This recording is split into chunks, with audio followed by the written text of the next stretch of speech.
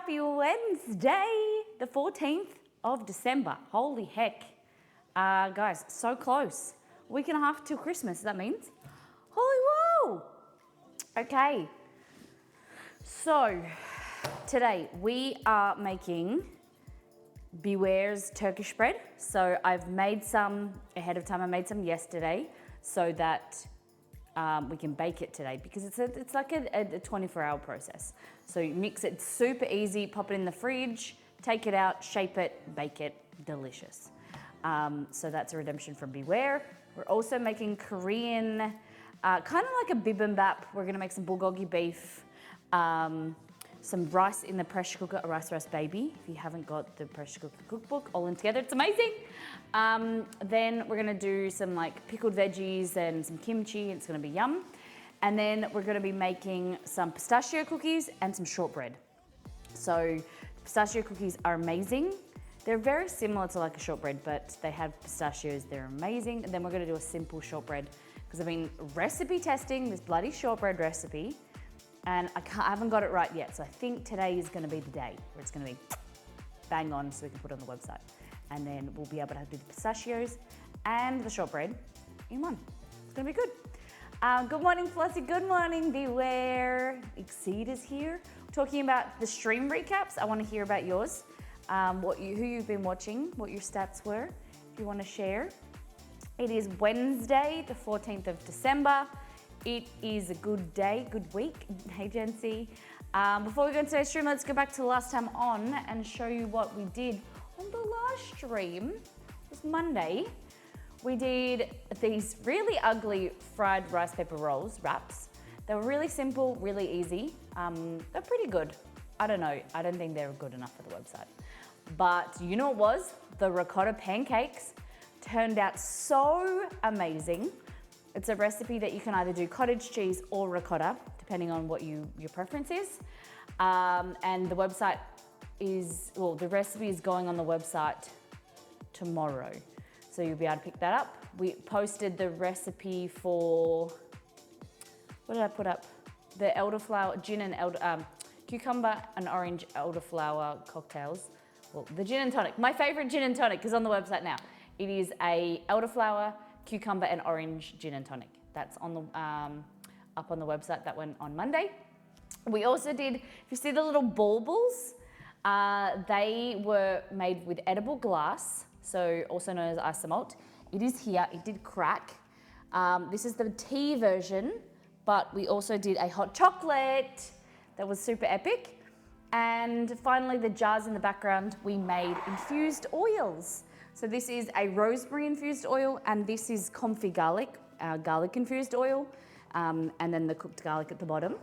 So these recipe will be going up in about, they probably won't go up before Christmas, they'll probably in the new year. But the infused oils are so simple, so easy. So follow the VOD, just 2 ingredients, your herb, which we use rosemary and oil, and then just a jar. Super cool, super cool. We're gonna do a deep dive into Discord. 4 subs, resubs, gifted sub, 14 new people in the form of follows. We got massive raids from Back Pocket. Oh, excuse me. Back Pocket, and there we go. Back Pocket came in, and Duna Betty, so thank you very much for that. Margot resub for 29 months, Mr. Mean for 4 months, Commander Shepherd gifted to Captain Irrelevant, and Flossie resub for 9 months. And got a pineapple. There we go. I need to turn the aircon on because it is going to be warm today, I think. There's supposed to be showers yesterday, but there was nothing. I got some more sunburn, I think, on my arms. Hey Jeebus, welcome back. Hey Google, what is the weather today in Mandurah? Right now in Mandurah, it's 20 degrees and sunny. Today, it'll be mostly sunny with a forecasted high of 28 and a low of 17. Hey Google, what is 28 Celsius in Fahrenheit? 28 degrees Celsius is 82.4 degrees Fahrenheit. Too hot. Too hot. Way too, I don't know about you guys, but I can't deal with hot weather. Like now, it feels humid. It's more, I suppose, it's hotter inside than it is outside. But it's still not for me. I'd rather like spring, autumn, the in-between months are good. All right, we're gonna do a deep dive into Discord, show what the community has been cooking and eating the last few days. Then we're getting into Turkish bread. So I'm gonna turn the oven on. Turkish bread, shortbread, pistachio cookies, and then we're gonna finish off with the Korean beef bowls. I suppose we can call them bibimbap. I hadn't planned on them. The recipe is more for the bulgogi beef that will then turn into bowls, but I suppose we can call them bibimbap. You love bibimbap? This is just mine up. Fabulous. All right, let's show you what the community has been up to. Give me 1 second.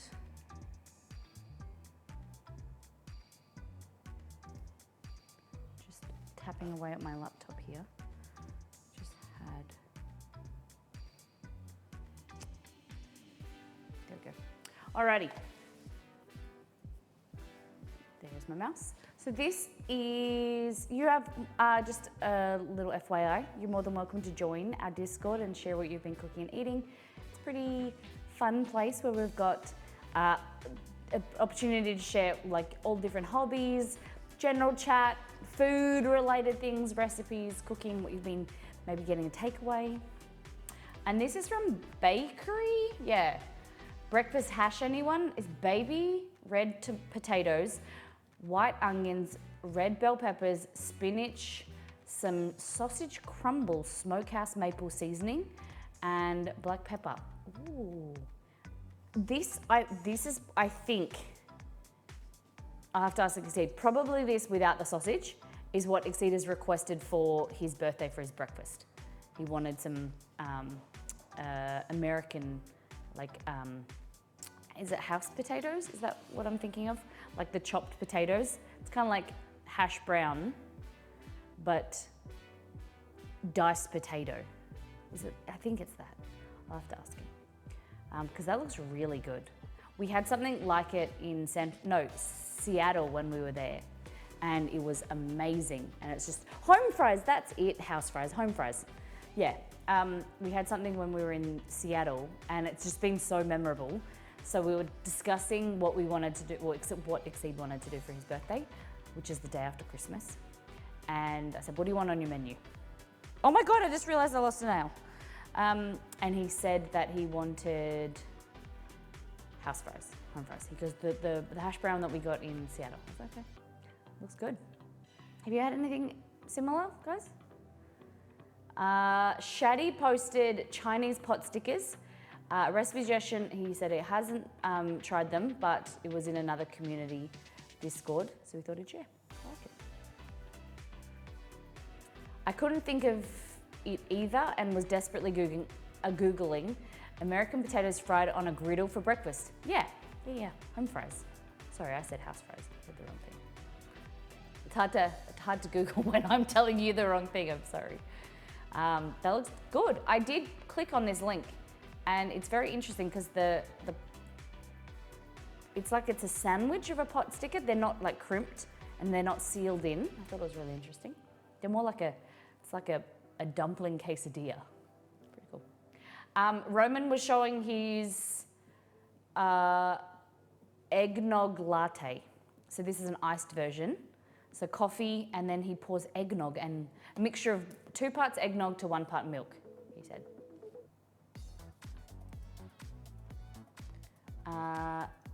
The Milk Squad sent us something to the PO box, and this was it. She checked on how they were going over the weekend. There was 3 of these packets, Ferrero Rocher blocks of chocolate. 1 was milk, 1 was dark, 1 was white. We have now opened all 3 of them. The white one is very sweet. Probably not for us, but we'll probably still eat it because we have to, right? Exceed said top tier. Like Ferrero Rocher's, hands down, my favorite chocolate. Like Ferrero Rochers are just so good. And the chocolate bar version, pretty good as well. I would say I still prefer the actual balls. They just have the wafer and they're like a crunchier texture, but these are good. Milk is better than, dark reminds me of you know how you have Ferrero Rocher, is it the dark chocolate version is called like a Nior. Is that what it's called? It's a little bit different. Like you have the Raffaella's, the white chocolate, you have the Ferrero Rocher, and then the dark chocolate one. I don't know what it's called. Yeah, the dark chocolate reminds me of that. It's not my favorite. I prefer milk chocolate. There were Ferrero Rocher figures in store, little Santas. Really? That's super cute. I love that.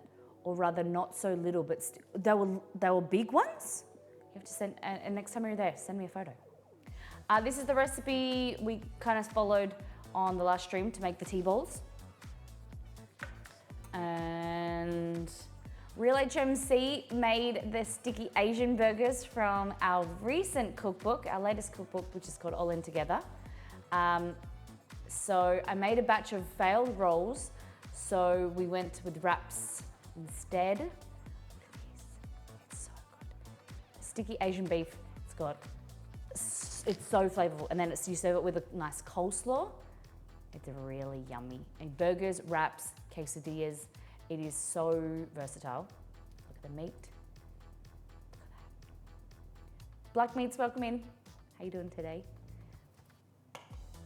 All right, we're just showing everyone a deep dive into our Discord channel called All Things Food, where we just show off what the community has posted, what they've been cooking and eating, takeaways. Margot, with my hot dogs tonight, I tried some of the new mini salt and vinegar potato cakes. This? Salt and vinegar. Are they frozen? They were really nice though. I expected a stronger salt and vinegar flavor. It also threw me off that the flavoring seems to be on the inside with the potato. Oh, interesting. Okay. Interesting. That's a deluxe sausage. Yeah, a deluxe sausage sizzle. Cheese, onion, tomato, mustard. I love it. I still don't think I've ever had a sausage sizzle with cheese or a hot dog with cheese like that before. Like a cheese slice or, yeah, interesting. And where did you get these from, Margaret?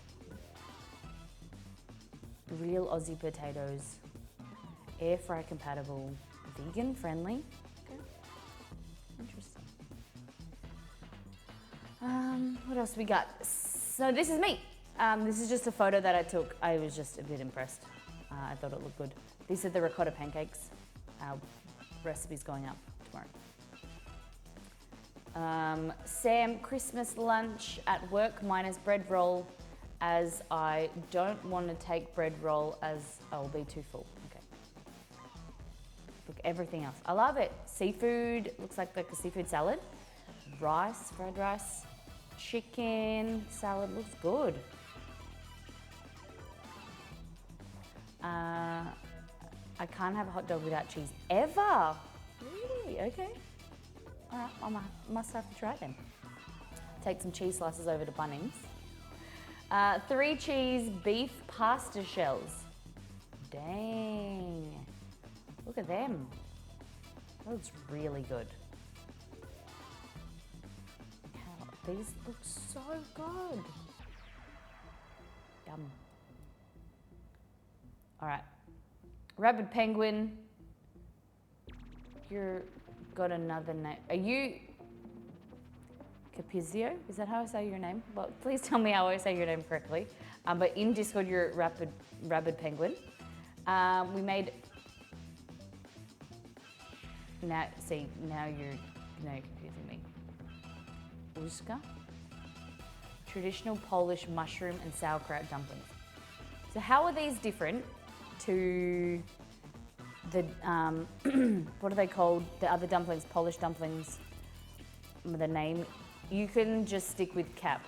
No, but like, tell me how to properly pronounce it, if that's okay. I just like to pronounce people's names, learn to pronounce them correctly. Pierogi, how are these different to pierogies? They look really good.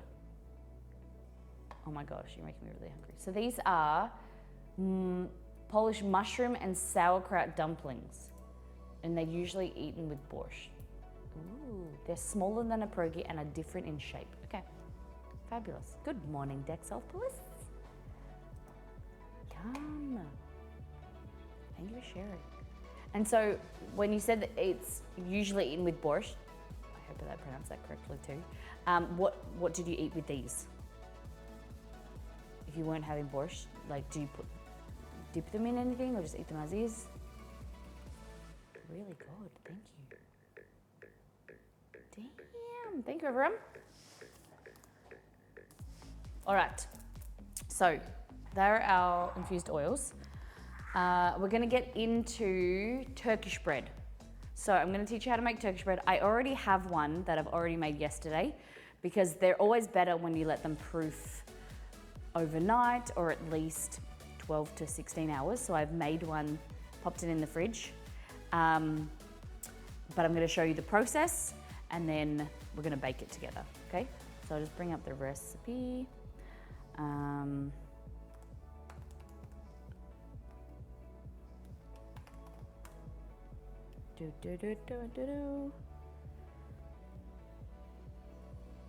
Okay.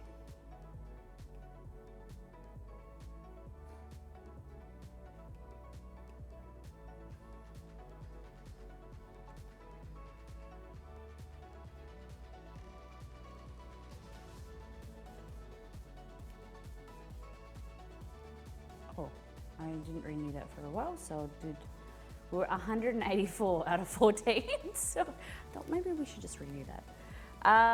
Okay, so what do we need to do? Turkish bread. Here we go. And the pistachio cookies. Shortbread too.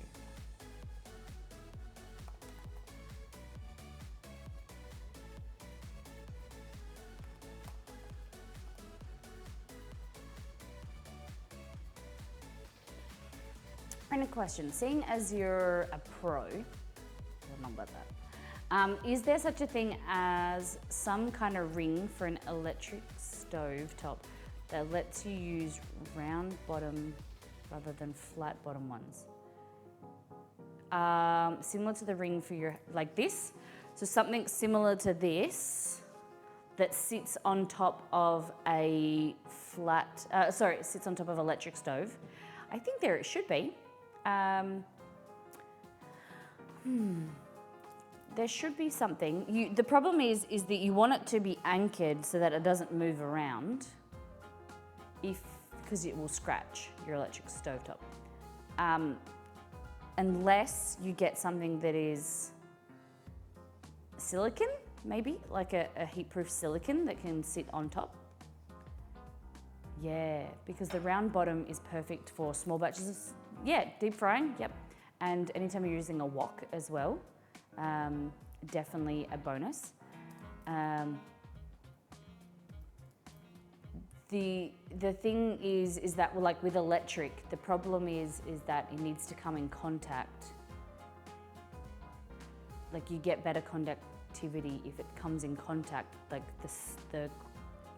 the vessel with the heat element, like just hovering it above. Yeah, this is my conundrum. Yeah, it's a big issue.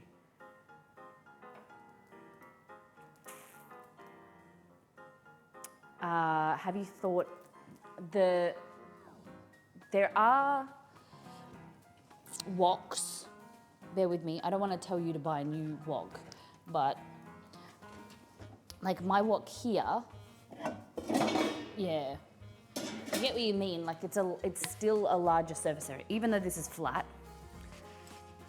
You could do a small amount in there, but it's quite like a larger space. So you could just get a smaller wok, smaller fry pan or something. Hey, Commander Shepherds, welcome in. Gas cook, getting to get, yeah. they're going to get slowly phased out. So induction is the way. So we've got a gas stove because I like gas. However, I hate cleaning them and I hate this. So Exceed and I are in two minds if we replace this and try and sell it, because I liked the gas, but I didn't have an issue with induction. It wasn't terrible. But the negatives of this, it always looks dirty and it takes me forever to clean. I clean it probably like once a week, like very nicely. Other than that, I wipe it and I hate it. I had a cooking question I've asked other people, but I've gotten weird looks when I went into more. No, ask me, Tara. Welcome in. It's lovely to see you back, and I am always here for to answer questions respectfully, of course. And also, like, that's great. If you preface it to say that like you're nervous about asking, then I'll be extra sensitive. But I try and hope that I do answer questions respectfully, and I hope that I do make you guys feel empowered to ask questions. I never want you to feel, worried about how people will react. And if there is some negative reactions in chat, I always try and kind of help other people see your way and understand that we always have to be positive and supportive. We don't always have to agree, but we've got to be supportive of people asking questions. And I'm not worried about sensitive. No. What I'm saying is like there is some degree of sensitivity there when someone's worried about asking a question and they're worried about other people's reactions or whatever. I think there's always needs to be some degree of sensitivity when talking about opinions and way you do things and stuff, because people do them differently. And so Ms. Molly has gas. Snirk. Yeah, you can see it right there. I don't care. Gas is fantastic because you guys, we live in a country and a state that is one of the largest producers of natural gas. And I understand that is like, as beliefs and, technology has evolved, the idea around natural gas is not good for the environment and things. And also the acknowledgement that research has found that it's not good for asthma and indoor use, especially children.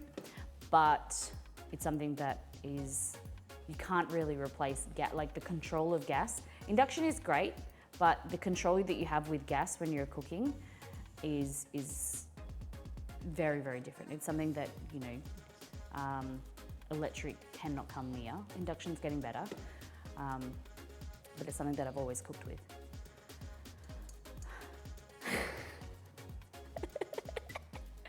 I was just making a terrible joke. I guess I'll just walk away from this one. That's all good. It's hard to understand when you guys are joking in chat. I'm sorry. My other thought was just use a camping stove. Yes, I have an induction stove that I used to use in our old kitchen. The oven was here, but also the cooktop was here. And I hated turning, because I was cooking like this. We did have a camera, but it was always so awkward to stream. So that's why in this house, we designed the kitchen to the stove to be on the front so that I can talk to you and chat and you guys can see. I'll move this way now.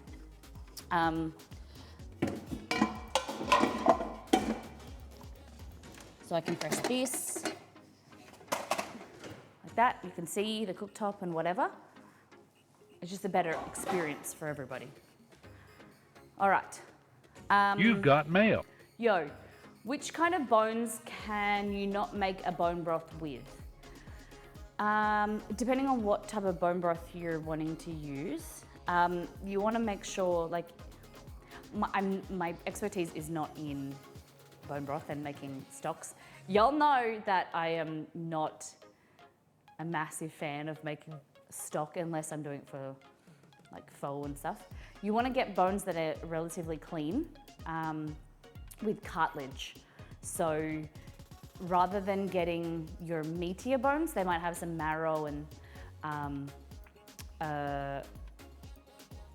like your thigh bones aren't as good as your bones of like your joint bones, because they have a lot of cartilage in. So the cartilage, after when you slow cook it, it basically melts down and it creates gelatin, and that has a lot of benefits. Cartilage has a lot of collagen in it, and that is more beneficial, has more health benefits than getting like your large long bones, from my understanding. When you're making something like a broth or a stock, feel free to tell me if you've been making broth, longer or more, and you want something that's going to give you nutrients, like, and depending on how long you're cooking it for or what you're cooking for. Chicken bones are more sensitive to heat, and you only want to cook them for a slower period of time, because after a while they start to leach out and they start to go acidic, and you get this bitterness in your chicken stock. Compared to like a pork broth or beef broth, you can simmer for a longer period of time, and it extracts the flavor, and they don't go as bitter. Whereas chicken, you want to simmer it on low, but only for 1 to 2 hours, I think it is. And there's less you're not going to get as much collagen from a little chicken than you were pork and beef. That's where you're going to get your most health benefits from your pork and your beef, because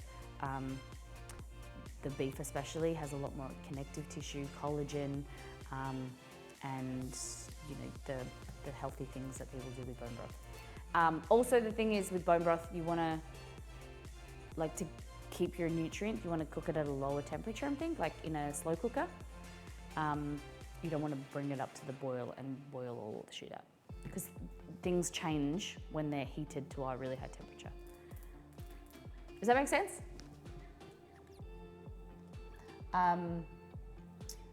Don't know. The real reason she designed the new kitchen this way is so that the USB cable didn't catch fire anymore. Yeah, that as well. It's a very big bonus. I haven't melted any cables. Touch plastic. I don't have any left around. So a skull isn't that useful? Nah. Cool. The part that I got? What do you mean, Tara? You didn't get it all? Metatarsals aren't very good for broth either. Touch silicon. It's a hot commodity, isn't it, silicon? Everyone still wants to get their hands on silicon. Okay, we're making food. The ads stopped. You shouldn't have got ads. You're a sub. That's weird. Tara, you might want to refresh, because it says that you're a sub, so you shouldn't get ads. That's a perk. How many of you are not subs and get ads? Like we don't have pre-roll ads, right? We shouldn't have pre-roll ads when we're streaming.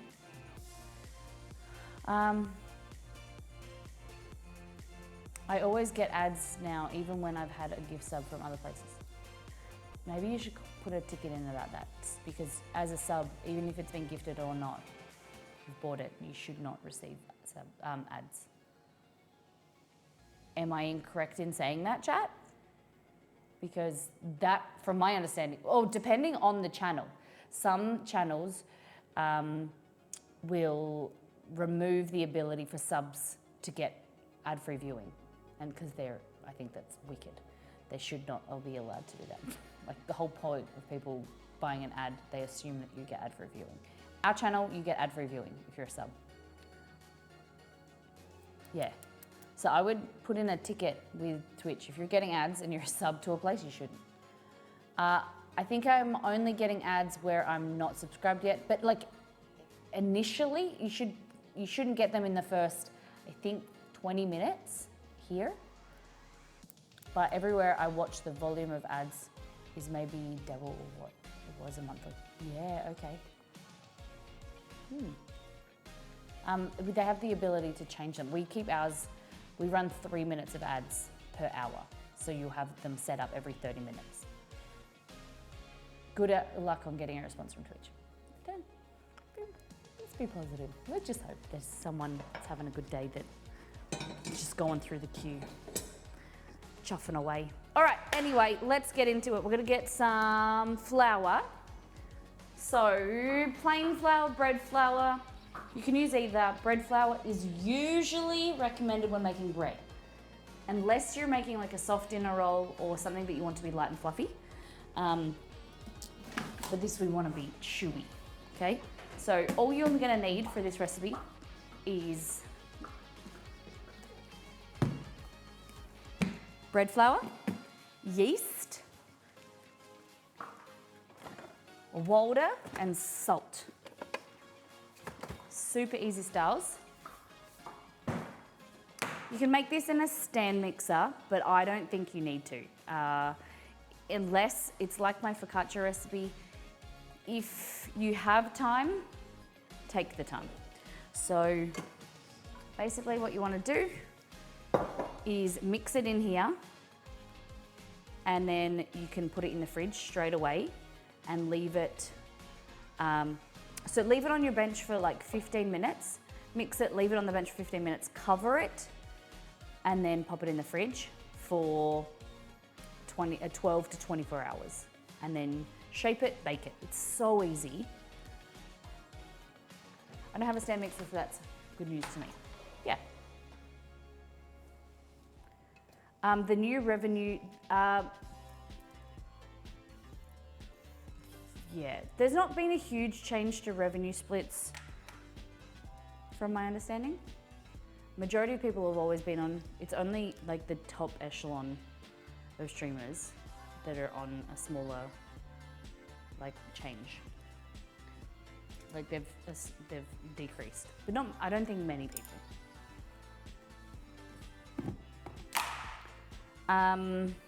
Okay. But I think with the biggest thing, the change in ads has been the incentives that Twitch has given. So you can opt in to play, like they'll send us an email once a month and say, hey, if you run 3 minutes ads, we'll give you this much. If you win 4 minutes ads, we'll give you this much. But some of them, it depends on, you only get that if you've been streaming that many hours. So like 2 months ago, we streamed like huge amount of hours, and then it was out of the ordinary. So that the next month it wasn't worth it for us, because, and it's only $100 or something like, oh well, a few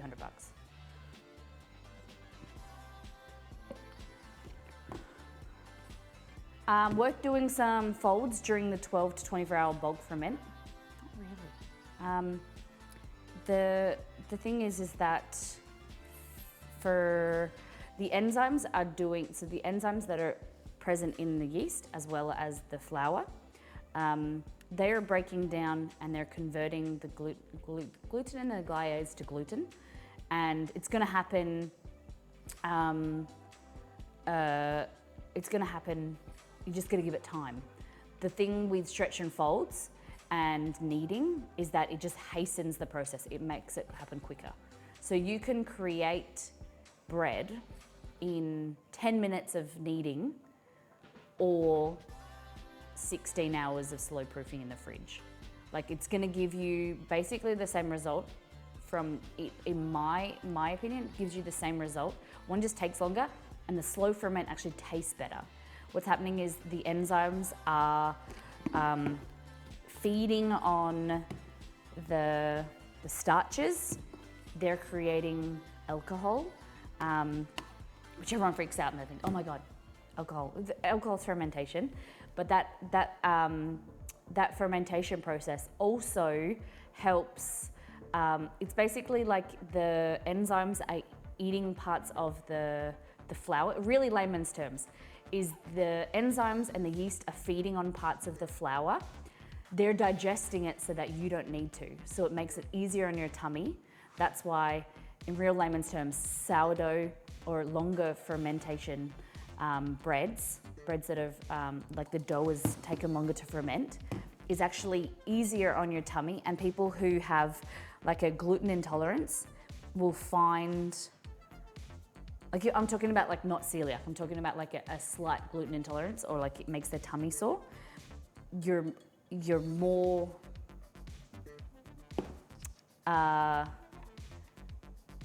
you're better to eat like sourdough or like a slow fermented bread, because it's part of that digestive system, process is done for you, and it breaks down into an easier to digest mixture, or like an ingredient. Does that make sense? So what happens with, like what Jeebus is saying, with the stretch and folds, anytime you mix or you're agitating the granules of flour and the mixture, what's happening is it's just, you've got the way I explain it is a tangled ear. You know how you have earbuds, like the old school, remember way back, I know you guys have like wireless earbuds now and everyone's got Apple AirPods or whatever the heck they're called. But when you, way back, 10 years ago when we all had the I can't speak. Everyone had the earbuds, and they had the cables, and the cables would get really, really tangled. And you know how, or it's the same with like a necklace, right? So if you have this necklace, let me just take this off. This is my demonstration. All right. This is 500 grams of bread flour.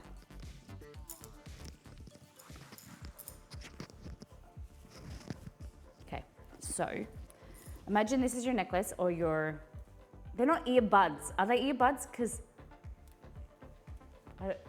I'm just, everyone thinks of like earbuds now as just like the buds. Didn't they used to have cables? Did we refer to them as earbuds? I don't know. Anyway, so I just want to show you this. So when you would think of gluten strands or protein strands, think of it like this, right? So like a tangled necklace. Just ignore that, my nail just fell off. And basically what's happening is these are all tangled and they're tightly wound. And what we want to do is we want to untangle them so that they line up and they straighten up and they become like that. Because those long strands are gluten, okay? And the proteins all line up and they join up and they create long strands of gluten.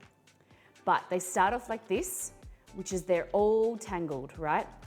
And so what happens is in the fridge, they'll start to slowly unwind like this, and it'll happen over the period of 12 to 24 hours. They'll start to unwind, and it's a slow process. So like this is, imagine a slow-mo cam that's already like been like increased speed, right?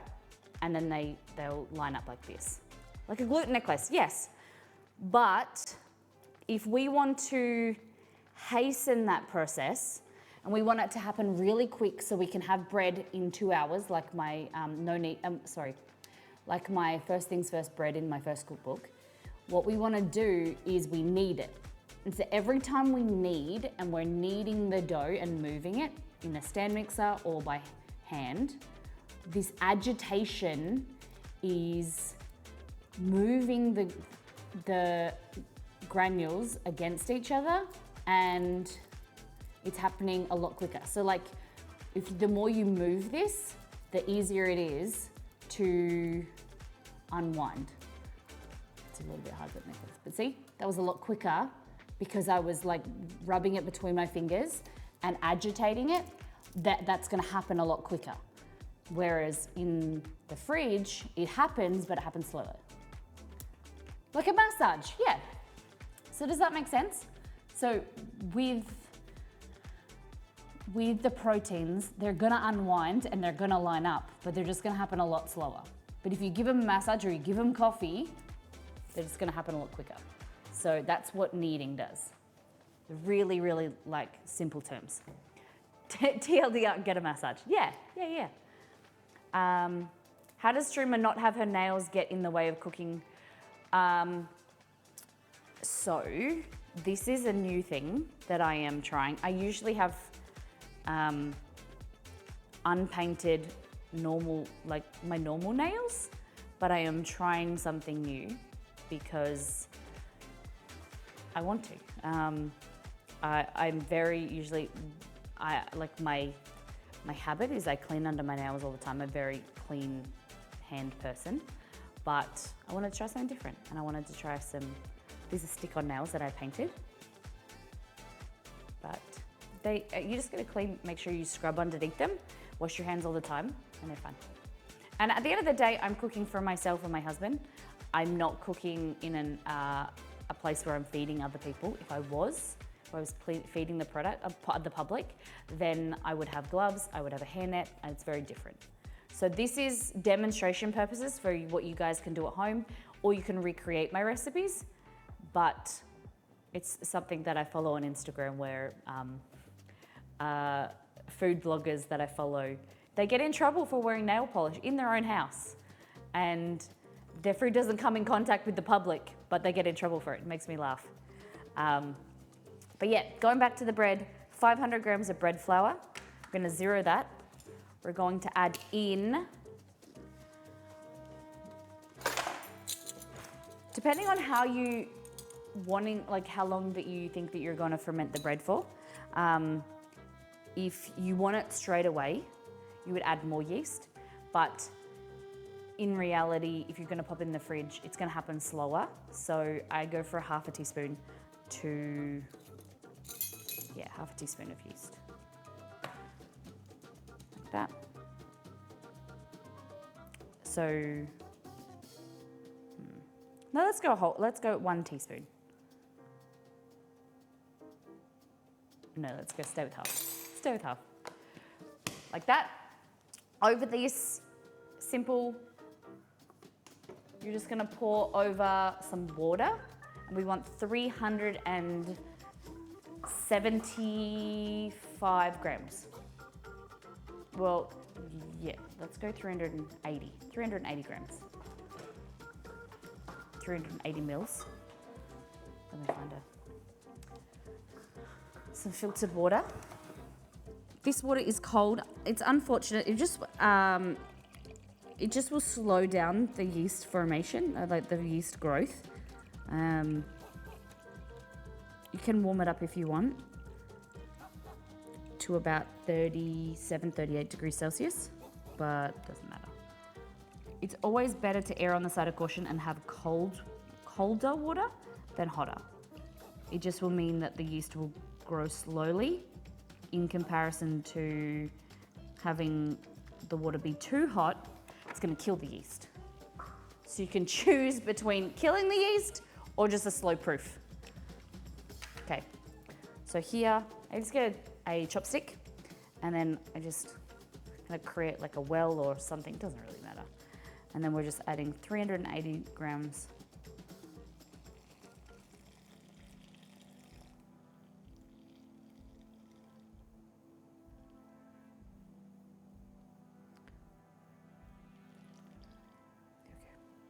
Okay. 380.8, that's fine. Okay, so we're just gonna mix this through. Every time you use that bowl, I just love it. No, thank you. I love it too. I don't know the brand of it. I know that I don't know how old it is. I've tried to find something similar, but this was my grandma's bowl.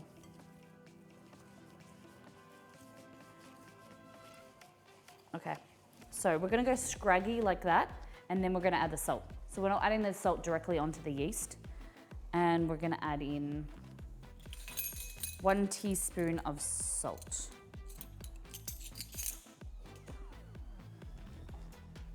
Also, 7 grams. How you doing, Rosalie? Like that. And that's it. Seriously, that easy. I just use the chopstick because that means you can scrape the side of the bowl like that. You want to kind of pick up all of these crumbly bits. Like that. We're going to cover it for about 15 minutes, 15 to 20 minutes. We're going to give it another little mix and then we're going to pop it in the fridge. Delicious. Hello, good morning, guys. I was thinking about you this morning. How you doing, FFP? Welcome in, guys. Gardner. I hope I said that. It's Gardner, right? Welcome in. Thank you for coming in for the first time. Dreamwell, welcome in. Hello, Jeff. Good morning. How was the stream? Happy Wednesday. Can you believe a week and a half till Christmas? I don't know about you, but the weather here is getting way too hot. How is it in South Australia? Fiticus, welcome in. Jeff, welcome back, guys. Hope you're having a great day. We're doing Turkish bread. So I just showed you guys how to make a really simple Turkish bread. 500 grams of bread flour, half teaspoon of yeast, teaspoon of salt, 380 grams of water. And then, like magic, here is one I prepared earlier. Hello, Beeford, Jeep Tap, welcome in. Queen Vixie. Guys, welcome in. My name is Molly. We're a cooking stream. Today we have Turkish bread. We're doing some Korean bibimbap. We're gonna make some big bulgogi beef and then make that into a Korean beef bowl. We're gonna be making some pistachio cookies and shortbread cookies as well. So come on in, pull up a chair. If you guys don't know the wonderful Jeff from Fit for Purpose and Grace, I am Fall for Grace, please go and check out their channel. Fitness, fun, bugs. How did you recover after all of the gross bugs? Did you feel that protein kick? Nice, thank you for welcoming them in, Liz. All right, so usually I don't do this, here's one I prepared earlier, but the bread eventually will, after we mix it, it'll go in the fridge for 12 to 24 hours. So I wanted to show you what it looked like and so we can bake it. It just gives you a better result, more flavor. We were talking about how the enzymes partly digest the starches and do that process for you. So you'll find that if you're going to eat bread, sourdough or a long fermented bread, like Turkish bread, sourdough more commonly has probiotics. It actually is better for your digestive system. So you'll find that sometimes if you're sensitive, you're pre-digested, yeah. So if you're sensitive to gluten, like most people are, like the way that we eat bread isn't kind of like how our body is supposed to, everyone has some type of sensitivity to it. And doesn't mean I still eat it, but you can benefit from a longer proof, like a slower proof, pre-digested sourdough. Most breads that have like a higher hydration are slow fermented, and so this is one of them. It's a little bit nicer and tastes better as well. The fermentation process adds like a bit of alcohol and changes the flavor molecules so that you have increased flavor. If you've ever had a sourdough compared to like a plain Jane white bread, you know that sourdough has a nicer flavor profile, and that's what we're gonna do with this, okay? So in the back, we're gonna need to get some nigella seeds, some sesame seeds, salt, and we're gonna shape this out, let it proof, cover it with some egg wash and some seeds, and then bake it. And it's delicious, delicious, delicious. No Polish, so when it comes to Polish, I think for me personally, the intricacies of it, it's not for me. Doing something, like I would rather, I've done a ciabatta loaf and we've used a Polish versus another loaf of bread, another batch that was not using a Polish, and I don't think it makes as much difference as what people say, but that's just my personal preference. And also, I am I try to encourage people to do recipes that fit into their lifestyle, and I will joke around and call myself a lazy cook, but if I want a recipe, I want it now. I don't like doing a lot of prep and organization to have it in 2 days, unless it needs to be easy to mix together and then I put it in the fridge like a bread loaf. I don't like making a little bit of mixture, popping in the fridge, taking it out, and then putting the loaf together. That's what a pool dish is, basically mixing flour and water and a bit of yeast, popping it in the fridge or putting it on the bench, and then adding the rest of the ingredients after. And it's just like way too much effort for me. I would rather mix it, pop it in the fridge all together, take it out, shape it, bake it. And I try and teach you guys an easier way, because if something's easy, you're more likely. It's just like fitness, it's just like any new hobby. If it is easy to start, then it is easy to be consistent and easy to continue with. And that's my ethos with food. It should be simple, delicious, and it's something that you can replicate easier. Okay, let's go into the pantry. All right, so in here we have Nigella seeds. So they kind of look like black sesame seeds, but they're not. They're slightly different. I'll ask Google to give you a definition of them. If I was sesame seeds, where would I be? Ooh, pistachios, we need them for later.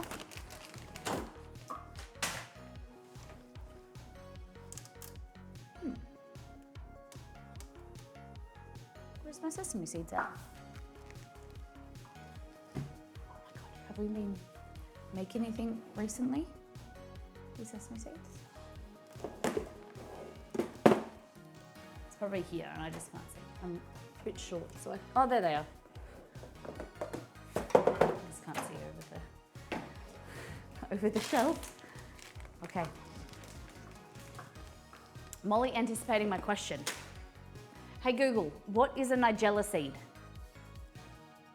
According to Wikipedia, Nigella sativa is an annual flowering plant in the family Ranunculaceae, native to Eastern Europe and Western Asia, but naturalized over a much wider area, including parts of Europe, Northern Africa, and east to Myanmar. There you go. Hey Google, what does a Nigella seed taste like? On the website smithsonianmag.com, they say, the seeds have a slightly bitter flavor and resemble cumin or oregano, depending on whom you ask. You want a little more context? What are the health benefits of Nigella seeds? Washing my hands. I found a list on the website healthline.com. 9 impressive health benefits of Kalanji, Nigella seeds. Here are the first 5.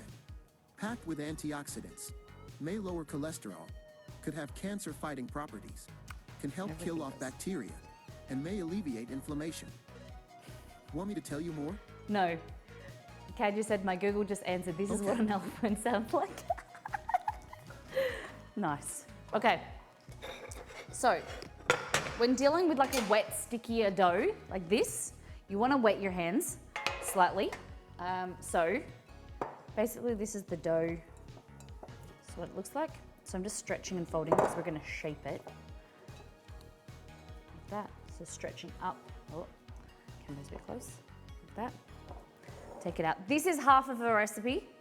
So this is 250 grams. I halved it because I knew we were going to make a full one today, but I wanted to show you what it looks like. The recipe makes two smaller Turkish breads or one really large one. Whereas this we're going to do one. One. Okay. I see it's a tacky dough. Yeah.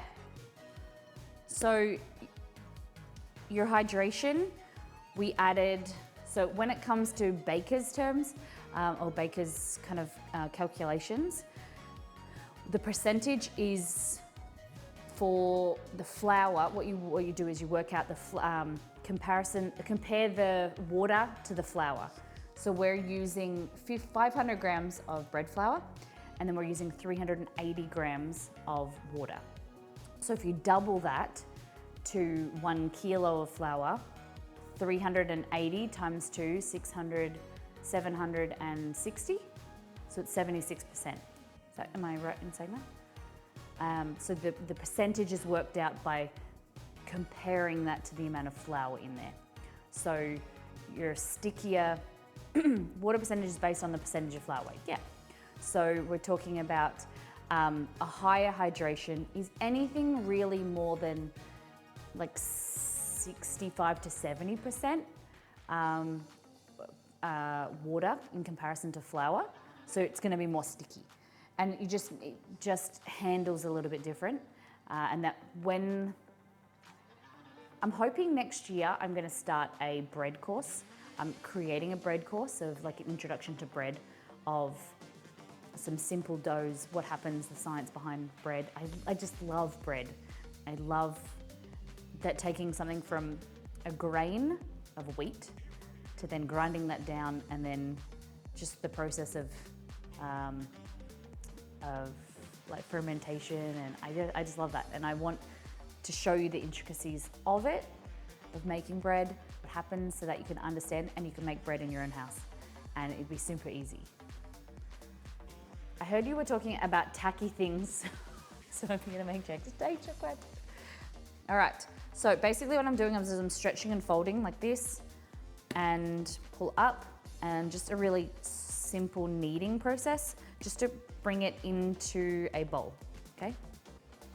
So you'll notice I'm grabbing from one side and I'm pushing, because I'm trying to stretch this surface tension on the end, back end. Cool?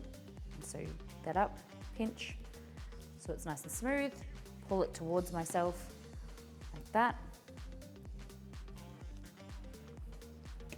And it's just gonna be like that. If you try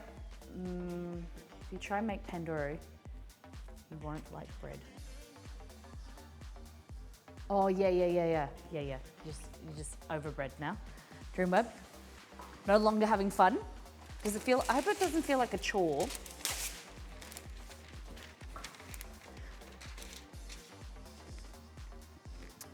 If you do, I'll make Jay take it with me. He's the one actually good at baking, and the science suits him. Yeah, it's gonna be a course, an introduction to simple breads, and then like sourdough and like high fermentation and things. Let's see how it goes. That's such a good technique. A lone wolf, welcome back. Welcome in. We had another lone wolf, gamer or gaming. I remember. Okay, so from here, I gotta follow my own recipe so I know that I'm teaching you guys the right way. Shape it into a ball, cover the bowl and leave it for a stand for 45 minutes or until it doubles in size. Punch it down, and then we are going to shape it.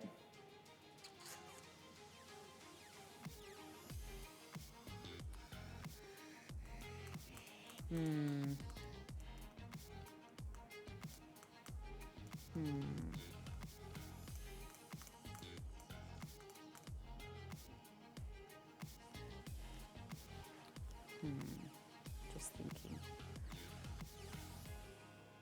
It's a balancing act between adding stuff that destroys your gluten mesh, sugar, butter, and not overheating the dough. Okay, interesting. So I think I'll let this do a fermentation, like a proof at room temperature. Shape it into a bowl, let it sit there.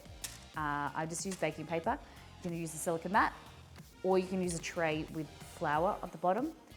The problem is, it's like ciabatta, if anyone ever heard of ciabatta.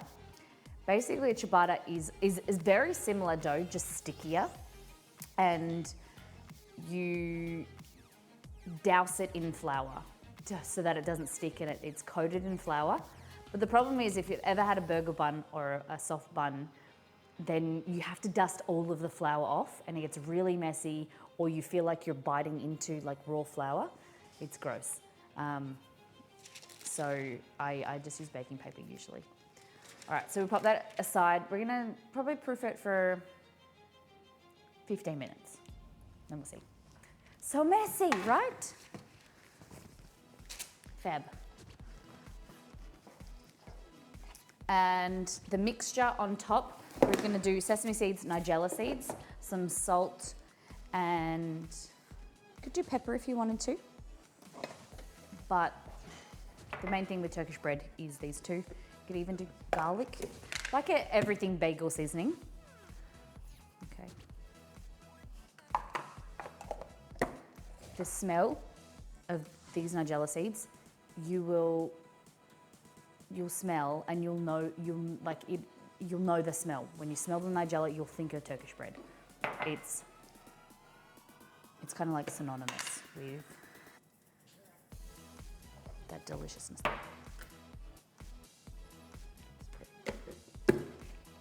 Sesame seeds all over the bench. Gotta have grab some nutrition. Thank you for being here. Thank you for bringing your community over. Hope you guys are both doing really well.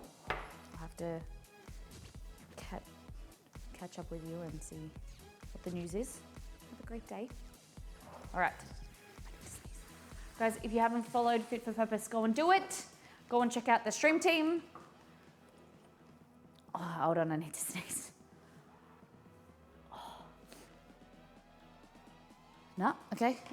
Go follow Team Equality. Thank you, guys. Thanks, you mods. All right, a little bit of salt. And we'll set that aside. And that is gonna be your coating for the Turkish bread. Fab. Now, what are we gonna do next? Do you wanna do shortbread or do you wanna do pistachio cookies? No worries, thank you for being here, Tara. Thank you for your questions. Turkish bread? No, Turkish bread. Pistachio cookies or shortbread? What would you prefer? The pistachio cookies are really simple as well. The shortbread is basically 4 ingredients. It's so easy. It's a recipe that I've been testing for a while. I want it to be able to be kept and cooked in a tin, but then also be able to roll out and make shapes with. Nani Kid, welcome in. Thank you for lurking. Thank you for being here. Shortbread seems like can do both. We will do both, but what do you want to do first? What do you want to do first?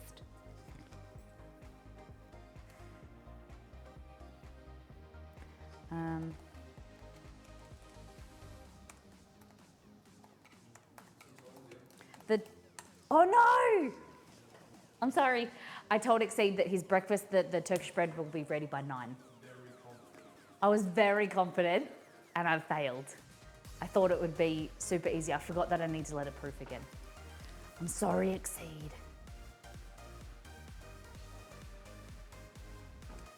Sorry.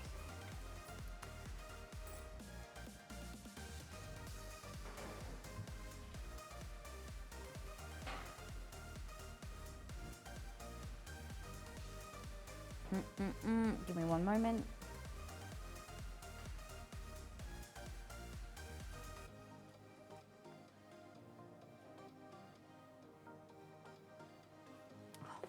We'll just do it now. I said I was gonna shape it, but let's do it now. Okay. So I should have put some oil. There we go.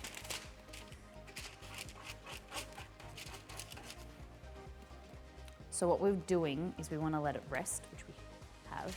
I'm going to put oil on today. Okay. God, my oil's bare. Ran out of oil, guys. Isn't that good? All right, so grab yourself a rolling pin.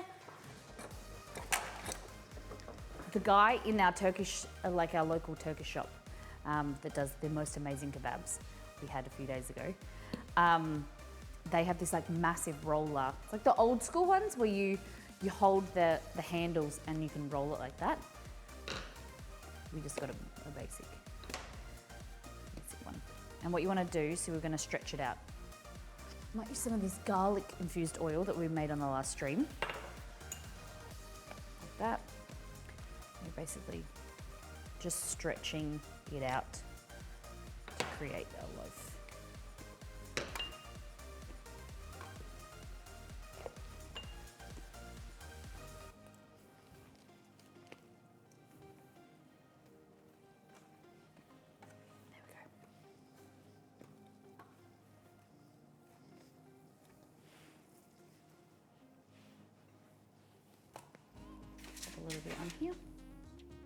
So 500 grams of bread flour, half a teaspoon of yeast, 1 teaspoon of salt, and what else did I say? 380 grams of water. There we go. So like that. Fabulous. And then we're gonna get some egg wash. So we're gonna whisk an egg. It's gonna give you a nice brown texture.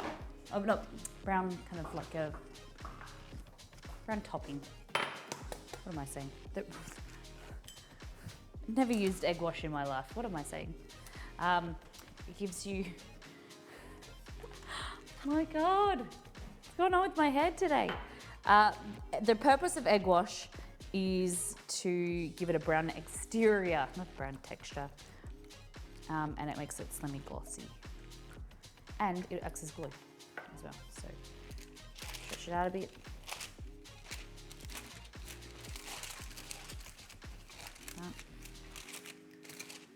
It's gonna puff up and you wanna puff it out a little bit too.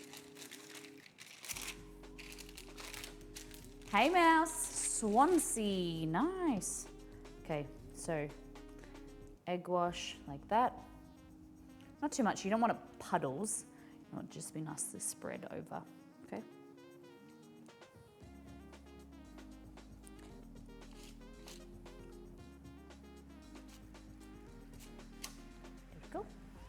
Similar to focaccia, yeah, but no like huge puddles of oil. That's the difference between this. Okay, and then grab this.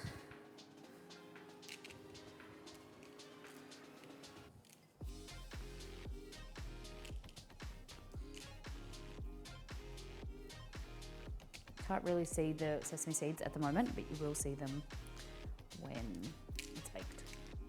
Okay. And just a little bit more salt.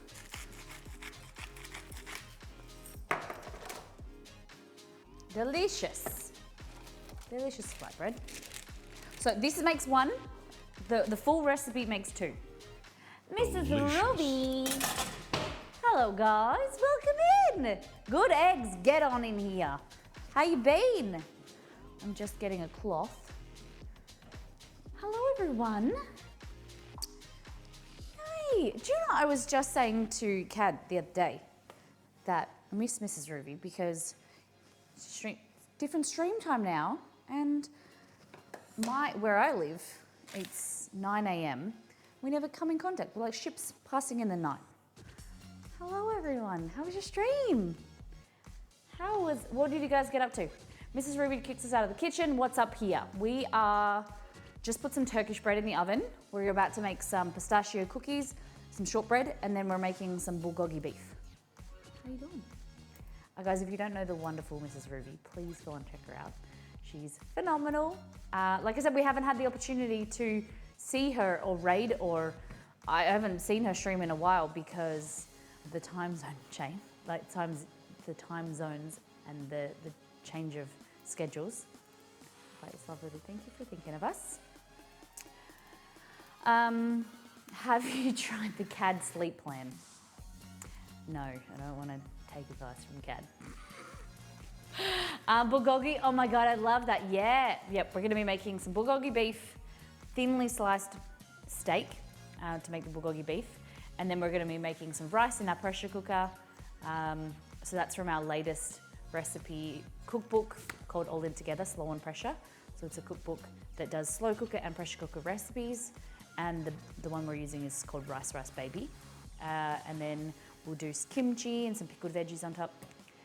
Then St. Lucia buns. Are they the ones that scroll? Am I thinking the St. Lucia buns they're like the scroll, and they've got the 2. Yeah, that's the wrong thing. Did a stream to help support a little kiddo who's raising funds to buy Christmas gifts for her family. Love. Oh, that's really sweet. Katie does such an amazing thing for the community and always giving back. It's very inspiring. I am right, yes. Okay. Pistachio cookies. I love pistachio. Me too. She is an awesome egg. All I know is Mrs. Ruby's keto friend has a lot of Christmas presents to buy. Oh, good on you guys for getting involved. Amazing. The initial goal was 85. How much did you guys raise? You guys are phenomenal. Bloody good eggs, I tell ya. 1,250. That's amazing, guys. You should be so proud. What an effort. Oh my goodness. The smile on that little kiddo's face and the love that they can spread with those gifts. That's awesome. Puzzle Don't Take, hello. The scroll is Spotter. 2 eyes that were ripped out of St. Lucia's head. Don't worry, she's put them back in and she's, okay, good. Why were the eyes ripped out?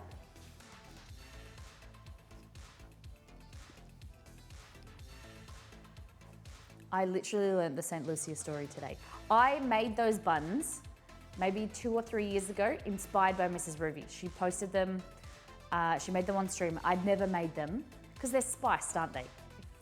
They're like cardamom spiced or something. I remember I made them and they were really nice. I remember hearing the St. Lucia story as a child and it kind of freaked me out. There are some stories from like Bible stories and things that, it's like nursery rhymes. We're a kid, we hear them and you don't really think about them. Or when you think deeply and like actually like realize what the story said, it's like, oh, that's a bit creepy. For religious reasons, enough said. Okay, all right. Is Catholicism a big thing in Australia? I honestly don't know. We're a very multicultural country. We're like the melting pot of the world, really. All different religions, from Christian, Anglican, Baptist, Catholicism, Muslim, Hindu, like around our area, it's very multicultural, which is fantastic. I think that I was listening to a podcast yesterday about how the good thing about humans, we want something to believe in, we want to be able to religion brings groups of people together, and we all have that similar ethics of that respect, usually respect for one another, and a shared kind of mindset. And I think it is a fantastic thing. You might not agree with someone else's intricacies of their religion, but a lot of religions have the same core value of bringing people together, loving on and one another, and sharing that respect. I think it's important. Okay, speaking of eyes being ripped out, did anyone watch Coraline? No idea what that is. Okay, let's get into the pistachio cookies. Let's do this. You're gonna need pistachios. They can be quite expensive, so if you can get them on sale, do that. If you want to spend a few hours deshelling them, that is more cost effective. So if you have a small child, get them to peel the pistachios, save you some money. These are unsalted. Okay. You're going to need some powdered sugar. So we're gonna go into the pantry. We're gonna need some powdered sugar, some plain flour, almond flour, pistachios, powdered sugar, eggs. So it's a gluten-free recipe. I need the plain flour for the shortbread. Okay, 2 eggs.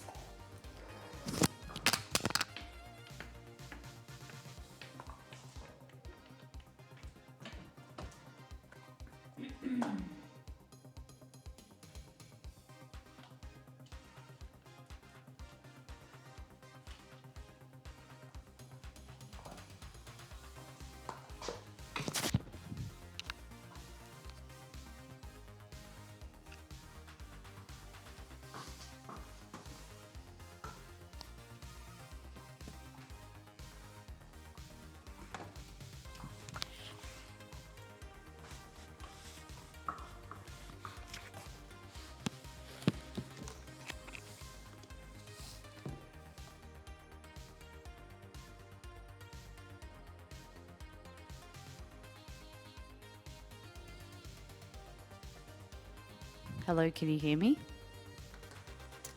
Let's just say that my microphone got caught in a drawer. Sorry. We could hear you the whole time? What do you mean you could hear me the whole time? I unplugged it. No, but when yeah, you could hear me the whole time, but what? Oh, because of this. Oh my God, I totally forgot. I forget that this is a Wireless Go 2 and the actual transmitter is a microphone. It's got a built-in microphone, not just the cable. Not just not just the lapel mic. Yes. Oh my God, because not just the lapel mic. Not just the. I'm proud you didn't use any naughty words. Thank you. I just froze and I was like, oh my God, because Exceed's always told me never to plug the lapel mic into a transmitter because it makes your ears pop. It makes a really loud noise. So that's why I had to come around here. I was silent. I came around here, muted, plugged it in, and then unmuted because I was just, see, the things that I do for you. I'm looking out for your ears. So I didn't realize that you could hear me already. Okay, I just realized I forgot ground almond or almond flour. Do you know the difference between almond flour and almond meal? And also, you got to tell me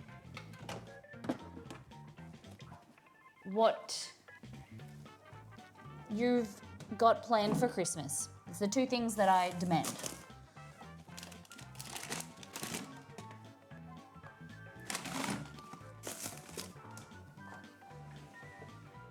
I have misplaced. Who made stuff with almond meal recently? Me.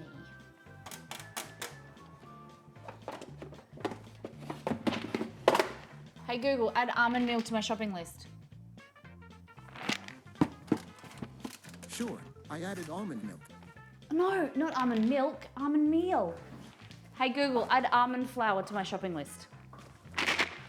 Sorry, I couldn't verify your voice, so I can't change any lists. I'm the same You can person either that try speaks to you again every or single verify day. your voice match settings in the Google Home app. Hey Google, add ground almond flour to my shopping list. All right, I added ground almond flour. Thank you. All right, we'll move this out of your way. I'm honored to serve. Oh, sure you are. Meal is made from unpeeled almonds. Flour is from blanched ones. Yes, that is it. You can use them interchangeably. However, the blanched, the texture changes slightly. Almond flour compared to almond meal, the blanched ones, the pale, which I'm using today, gives you a lighter flour, kind of floury texture, whereas almond meal is a little bit denser and heavier, especially because of the peels. You can use them interchangeably, but you just need to know that one's heavier than the other. It's so annoying when Google does that. I know. Sometimes, so because we have the Google Home set up for my husband and I, when I speak to it, it has Jaden's voice. We call him Jaden. Jarvis's voice. And it's a man, whereas when Exceed talks to the Google Home, it's a female. It's very strange. But I can't, even if I talk over him or something, I'll always get an answer from a man AI, and he gets a female. It's weird. It's just the way that it's set up in his voice settings are different. Google says it wants a dessert. Creepy. Yeah. I have a Google Home set up, but recently got Alexa, and to be honest, I think Alexa is actually way worse. Really? Is it because Alexa doesn't have a specific trigger word? Is that my understanding? You can say more things to Alexa and it triggers easier? Because sometimes it's really frustrating. It's hard to trigger the Google Home. All right, we're gonna need 200 grams of pistachio kernels. For this, if you don't have like pistachio flour, granulate, like ground down pistachios, this recipe is good to make in a food processor. Or if you have like a blender or food processor, you can do them individually. But I'm gonna use the food processor today because it's super easy. She doesn't have a trigger word, but it thinks her AI isn't, oh, nearly as good. Yeah, okay. Then we need 170 grams of powdered sugar, 160 to 170, depending on how sweet you like it. Icing sugar is what we refer to in Australia as soft icing sugar. So it means that it has a small amount of starch or corn flour in it to keep it soft and like a flour texture. Sugar, pure icing sugar, it's also referred to in Australia, is... You've got mail. Nice. Oh, fabulous. Pure icing sugar is just 100% granulated sugar that has been milled down or processed down to a powder, but sugar is hygroscopic, so it means that it absorbs the moisture from the air and it means it clumps. So that's really annoying if you don't have to blend it, the process to blend it back up to a powder. So what they do is they cut it with a small percentage of corn flour or cornstarch to keep it soft and absorb any of the moisture in the air. So that's why it's sometimes referred to as soft icing sugar compared to pure.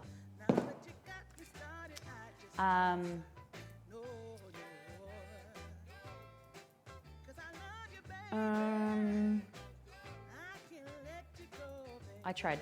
Huh? I was in the middle of talking. Feel free to repost it.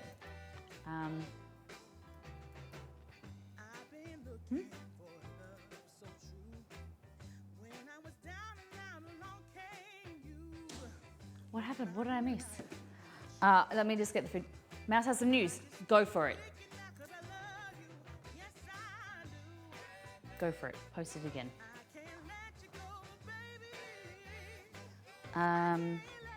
Almond meal, you're going to need 170 grams of ground almonds. If you don't have ground almonds, like the flour. Hey, incredible, congratulations. Very fantastic news. Thank you for sharing. When are you due? I thought that was it, but I just wanted to get it confirmed. When you said you had some news, I was like, pretty sure it's that. Fabulous. Thank you for letting me know. Yeah, if you can't find almond flour or almond meal, we're gonna ground some fresh almonds, some raw almonds. Easy peasy.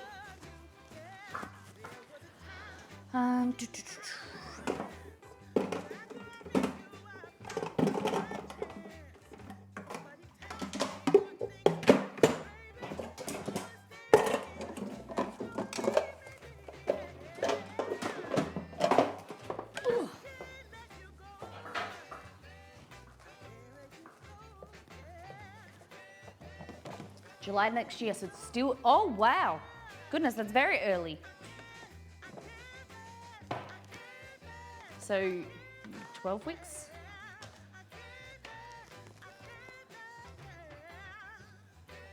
Nice, very exciting. All right. Okay, so into here, we're gonna add our almonds. So all together, bowl. Ooh, the Turkish bread's looking really good. I just realized my oven wasn't up high enough. Fix that. 7 weeks, wow.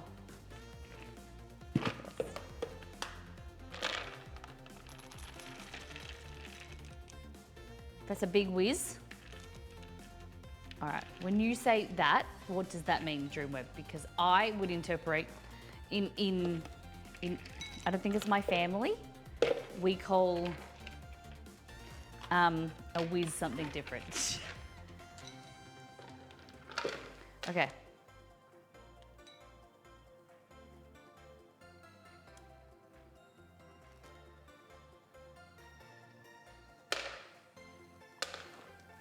food processor. Okay.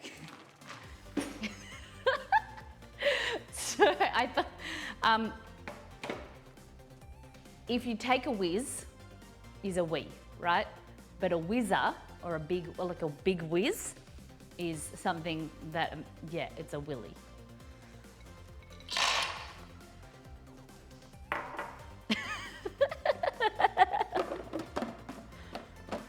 I don't know, it's like the things that I say on stream, I get so nervous because I don't know if it's just my family or West Coast stuff, like we have different words that I say something and everyone's like, no, that doesn't mean that. What does that even mean? And so, yeah. Okay, I'm glad to know it's not just my family who refer to a whiz as that too. Yes, yes. Yeah, so like when you said big whiz or like a big whizzer, it means that you got a big willy.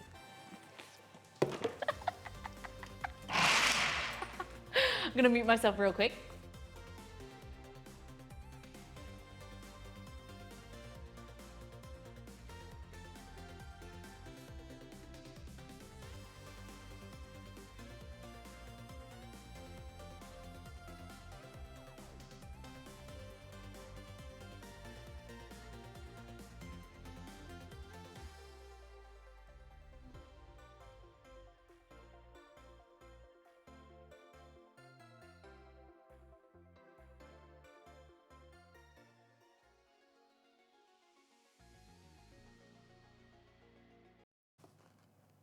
Yeah, this is whiz. I'm glad. So okay, so Claus and Whisker says I grew up calling it a whiz too. Yeah. Anyone West Coast? Has anyone ever heard of? Where are you? If you're saying yes, you've heard it called a whiz. Tell me where you are in Australia or what country. If you've never heard of it called that, tell me as well. It's hilarious. Next time Belgore's in the kitchen, we need him to use the whiz. Yeah. It must be a brand name or something. You give it a whiz, like I've heard that term of like you give it a whiz, you make it go round. But I've never I've never heard of a food process. Like you whiz it around, give it a whiz. I get that, but like when Jerome wrote big whiz, that's a big whiz. And then like that made me laugh. I'm East Coast Australia, but regional, so that might be it. Okay. Our Breville is called the kitchen whiz. Oh, okay. Okay. Is it W-H-I-Z? Okay. So we're looking for 170 grams.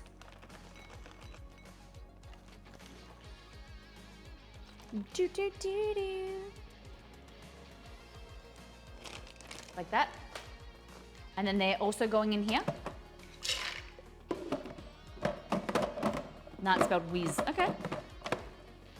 Then, yeah, this is a Kenwood Multi-Pro XL. I don't think they make it anymore, which makes me very sad. I love it, except it says it's dishwasher safe. However, after a while, the handle breaks off or it cracks. So this is my third, okay, I've had it for nearly 6 years. We've been streaming. I bought this when I was living in Melbourne.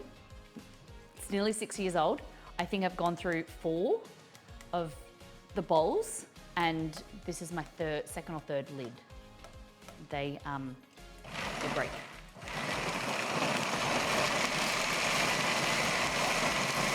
Is that loud? I'll turn over here. So we're just processing it to create that like smoother texture. Just nuts. We're gonna add egg, powdered sugar, vanilla. Super easy. So it's gluten-free, it crumbles in your mouth, it doesn't have any gluten, and you can control the sugar content, the sweetness, to your preference. So,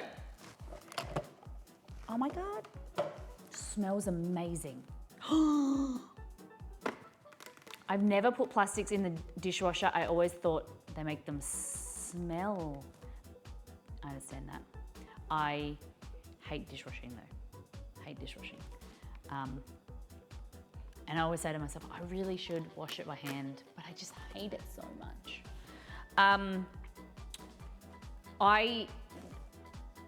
Remind me, this will go really well with, I don't need you to remind me, I'll tell you. I have custard base in the fridge. Yes, I put it in the fridge, not the freezer. We're gonna make some ice cream today as well. And that will go really well with these cookies. Vanilla ice cream. I went to make a ice cream base last night, and I have made, I think, the most versatile recipe for custard, eggnog, and ice cream.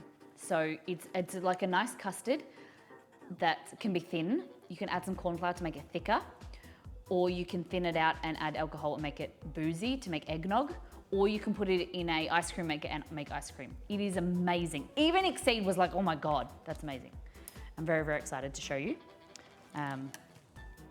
Okay, so that is our granules, everything, just kind of lifting up anything from the bottom, because the natural oils, they'll start to blend down. As it warms, that agitation will then create pistachio butter. So it'll be an almond and pistachio butter. You don't want that. Custard is $5.50 for a litre in the shops this year. Is that good or bad? I have never bought custard. Or not, that's not true. I've never bought custard other than for Exceed to have, and it's like two or three times in my life. What's a better ice cream maker to get, the KitchenAid ones or electric? Depends on your budget, because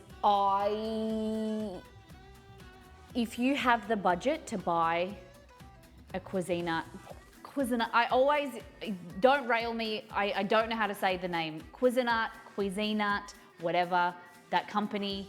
If you can get one with a refrigerating system in it, like self-cooling, you will make a lot more ice cream, and you don't need to think about putting something in the freezer to let it freeze, because that was like the bane of my existence. I hated that. And I had a Breville one, which was fantastic, but it had this drum that you had to take out and freeze for at least 24 hours. And I never remembered to do that. So I never made ice cream. Whereas the one I have now, I got gifted it from a community member who wanted to remain anonymous, and I have no idea who they are.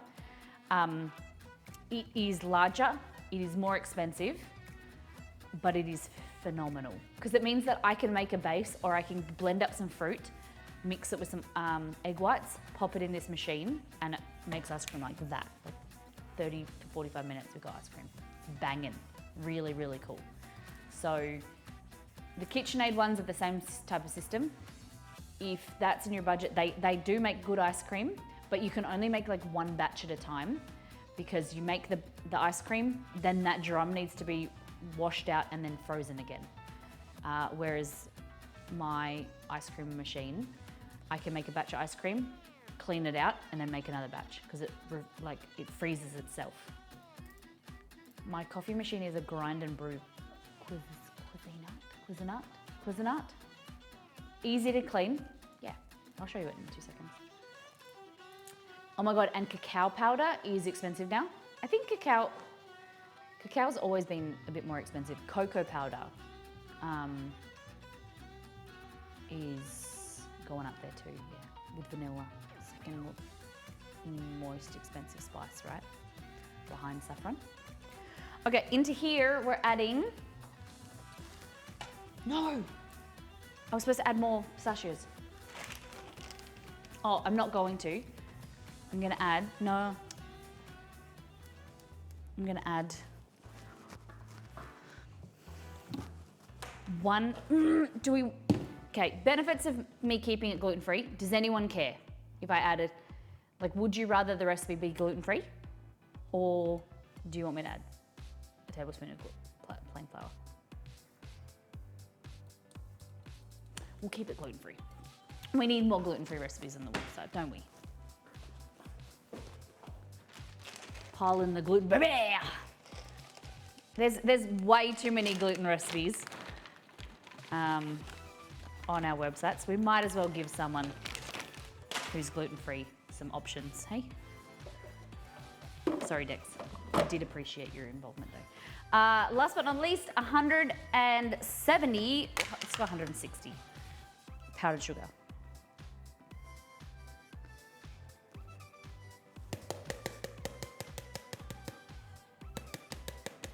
I'm gonna go 150 first, because I don't remember how much I made it last time, and I feel like it was too sweet. I'm not a really massive sweet fan.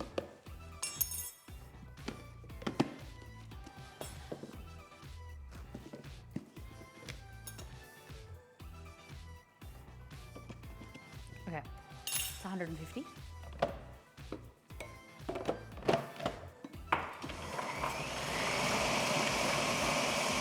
And then into this, we're gonna add 2 eggs.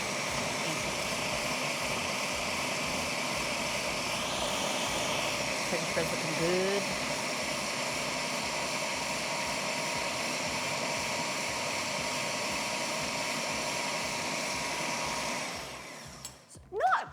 Don't apologize ever, Liz. Don't ever apologize for any questions. I love it. Please know how much I love questions. But Christmas baking, a thing in Australia like it is, well, I was saying this to Exceed. No, not from my understanding. Like the Christmas baking and Christmas cookie boxes and things like that, I've never really heard of it. Christmas baking, like making cookies for your family and like making it to take to school and things like that, but not to the level that I've seen Americans do it. No way. And I take now, because of the blog, the website, I'm taking notice of what other people are doing around the world. And I said to Exceed, I've got now a list like of things like trends and things, and cookies for Christmas is much more on my radar than it ever has been. Yeah. Okay, so to that, we just add 2 eggs. Yeah, very American thing. It's cool though. Now I've got a lot of pressure on myself I've got a year to make a lot more cookie recipes for you all. 1, 2, bang.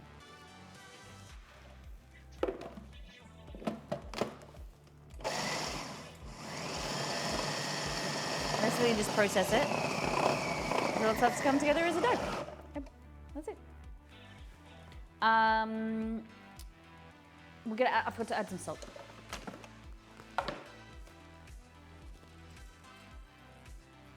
A little bit of salt. Det looks good, look me in. I do have the fireplace going, yeah. Which is definitely not a thing.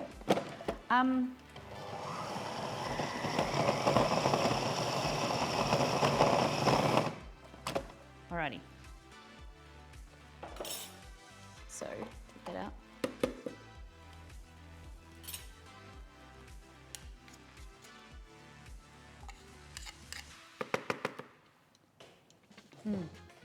Thank you.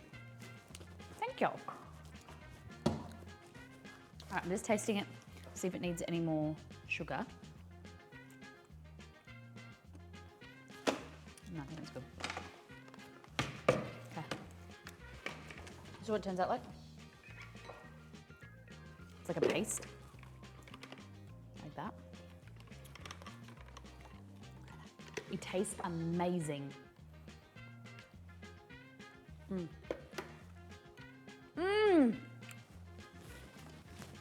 How you doing, Jim Maxwell? I've been thinking of you. Oh, okay. I love learning about how other areas, hold on, walked away as I was reading, celebrate holidays. I'm determined one day to get myself invited to a feast of 7 fishes. I know. Badar cookies. Thank you, Dex. Thank you very much. Dex wants me to make him some cookies and send them some cookies. So this weekend I am making a whole lot of cookies and not just sending them to Dex. If you guys don't know, if we posted it on Discord yesterday and in Twitter, we are actually doing a Destiny 2 stream with Mylan Games. So Mylan is coming into the kitchen. He knows our address. He's actually coming to the house and we're gonna be doing a stream on Tuesday. It's a cookie bonanza. Basically, we'll be cooking together and we're decorating some cookies. So I'm baking all weekend to make cookies for us to decorate because it's like a 2 to 3 hour stream. And so I'm making cookies for Dex and I'm cooking them for the stream. So if anyone else wants to get some cookies sent to them, you have to cover shipping and costs. So if you're in the US, you gotta do what Dex did, but the shipping is a lot cheaper in Australia. I wasn't advertising it, but yes, that's what I'll be doing if anyone wants cookies. They're just gonna be some nice sugar cookies. All right. Oh my God, we're doing cookie decorating in my workplace on Tuesday. Nice, fabulous. So be here or be square. We're streaming at 6 p.m. Australian Western Standard Time next Tuesday. There'll be no Wednesday stream because we're doing it on Tuesday. It is a huge deal. We're raising money for the Bungie Foundation for Game to Give. Give to Game? Game to Give. And it's gonna be a really fun stream. And there's gonna be a lot of shenanigans. It's gonna be a little less family friendly, a bit of fun. And Mylan's gonna be in the kitchen. There'll be different milestones. The top donator gets cookies sent to them. Oh, and a gift pack. We're also, Mylan is signing some of his books, which is Destiny 2 lore books, and they're gonna be shipped out to people who win them in the prize. It's gonna be heaps of stuff. So, is it after dark? It is after dark-ish. I think we'll still have the stream on because we're gonna have the green screen, we have the lights on.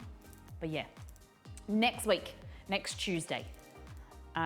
So if you're in Australia, it's 6 p.m. my time, 9 p.m. Australian Eastern Standard Time. So it's gonna be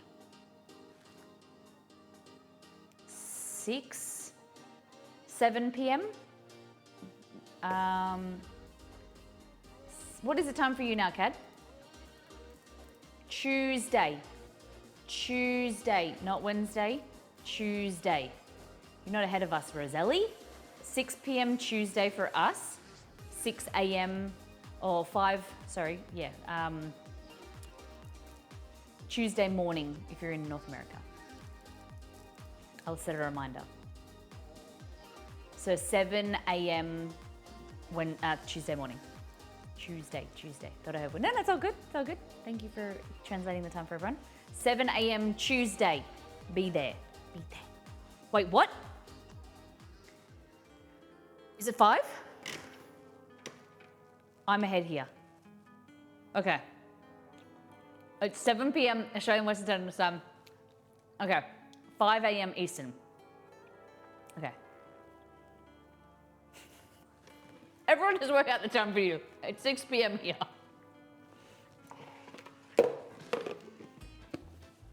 Stupid daylight savings. Okay.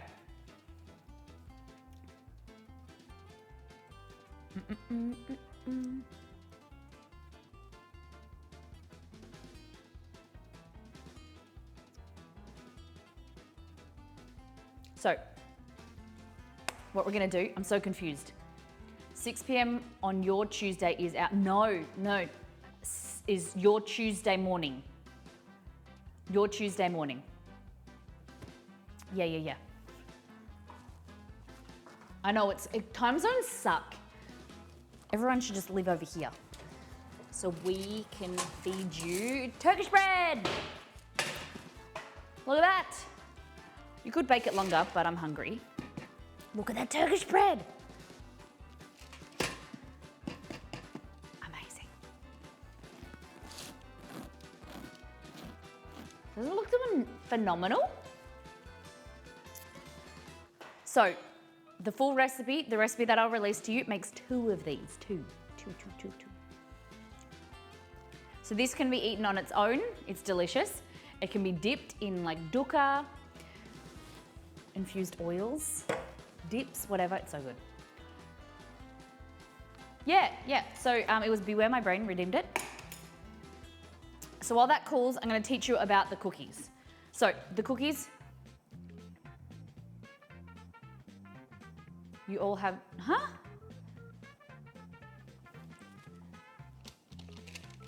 Everyone's on Tuesday. It's when we stream at nighttime, everyone's in Tuesday usually. It's like lunchtime for you, Jency, in Sweden, and the US, everyone's in Tuesday.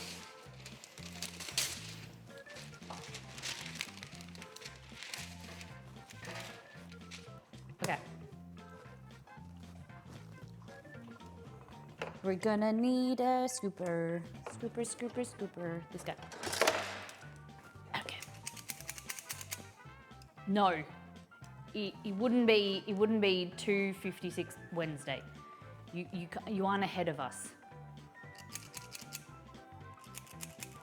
What's the time for you right now, Jency?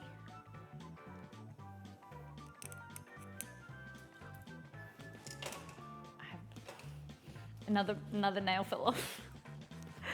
I'm not very good at this nail thing, guys. I either really suck at nail polish, like painting my nails, or they all come off. All right, so the stream is in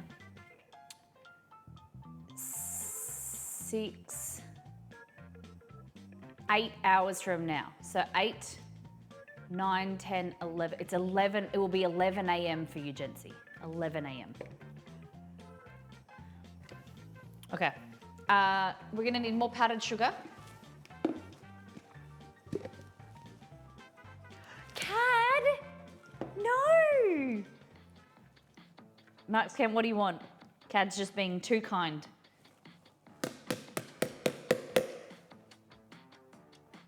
Okay. It's 1:57 a.m. here, so when Molly streams at 6 p.m, it's usually around 10 a.m. Yeah, there you go. Count backwards. So I'm +8, so you're 7 hours behind me. So just take that time from 6 and you'll be there. Okay, now what we're gonna do is grab this. Let's go here. We'll eventually use that, but here. It's, Jency, I'm trying to tell you, it's not the middle of the night, it's 11 a.m. because you are behind me. Delicious. I'm streaming at 6 p.m. You are behind, so it's your middle of your day. No, it is 11 a.m. for you.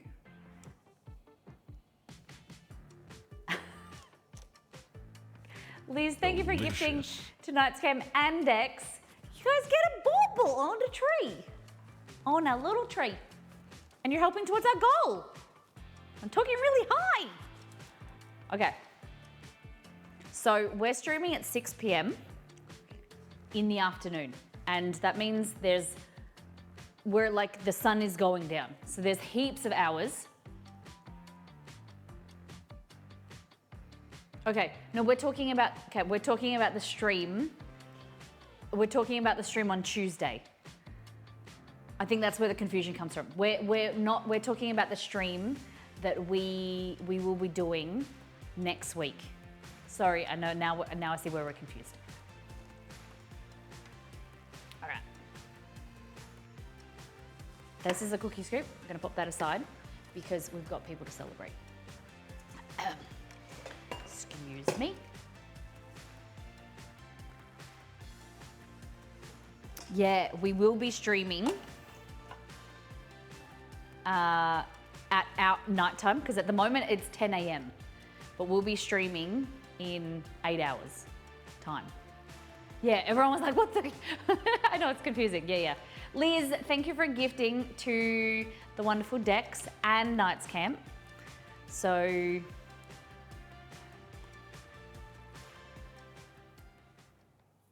Nights Camp.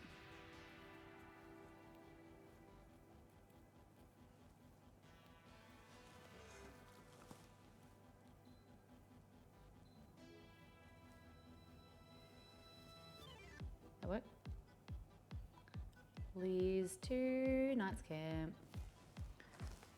Guys, I'm a good cook. I'm not a neat handwriter, okay?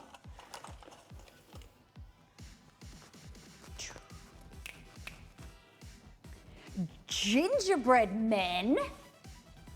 Unless you can't do them, then I have backup. What about a ginger child?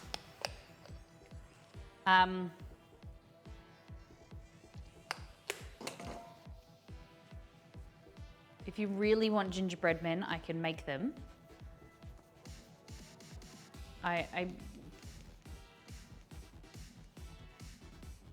See you, Mouse. Thanks for being here. Congratulations again.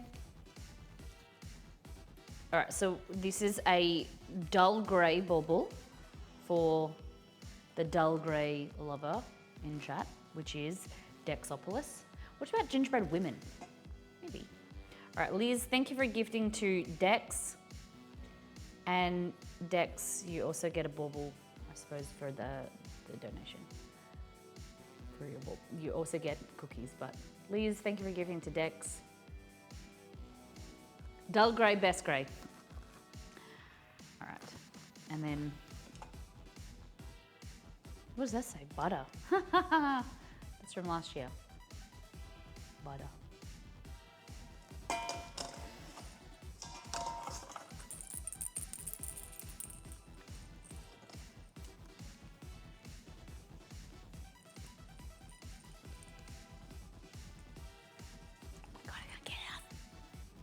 Mo butter, mo better.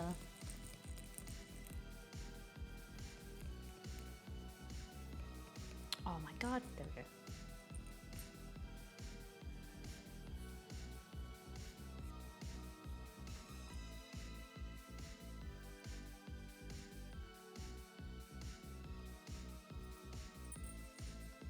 Thanks, Dex. Thanks, Liz, for gifting to the community. You're amazing. Look at our little tree.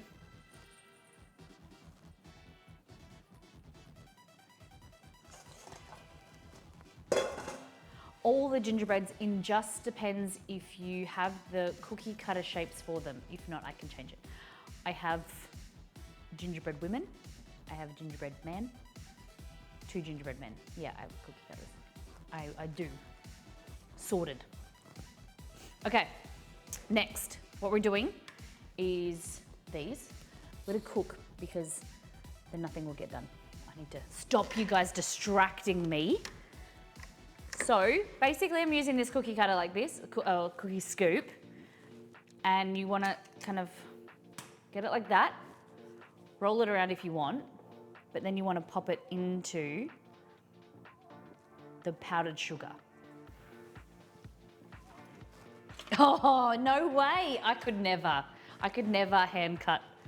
Have you seen my handwriting? Dude, you don't want that. Okay. That is gonna be your cookie. I probably should put these on the tray. Let's go like that. Has anyone had any cookies like these before? You can flatten them if you want to.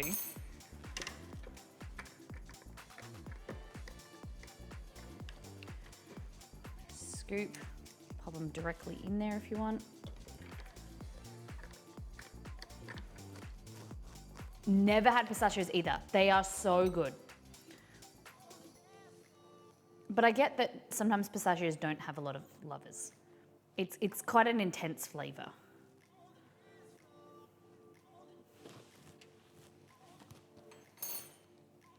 Okay.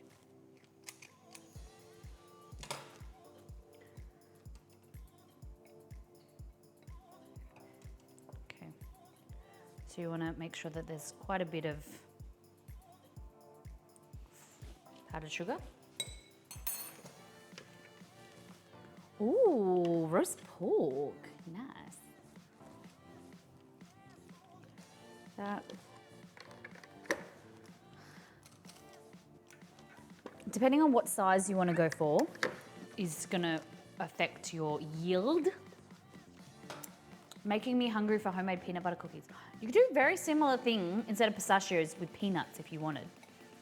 I suppose I could try. I think that'd be the same. Shall we try that recipe one day? Make this with peanuts. Walnuts, yeah, walnuts would be good too. I've never tested it, but I assume it'd be pretty similar. Pecans.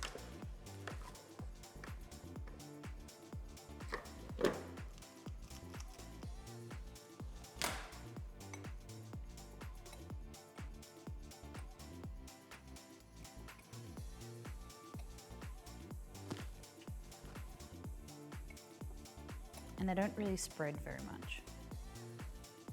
They do not puff. There's no puffing element in them. Oh, that goes in there.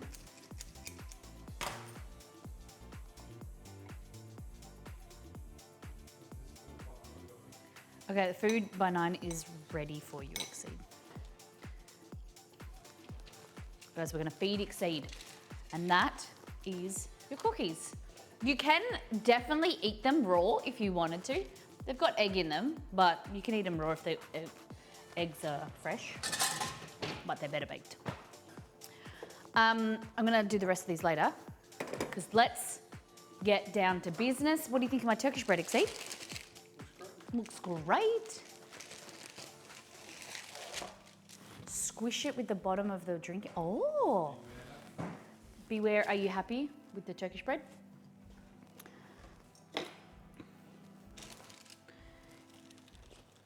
So you can proof this for longer. We didn't, because remember we were a bit on a time crunch. But I would usually let this sit and proof for a bit longer so you get larger air bubbles.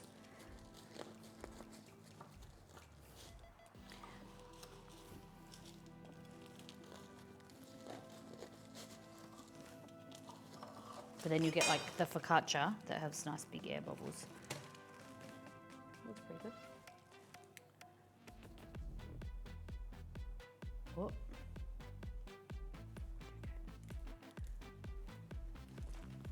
Air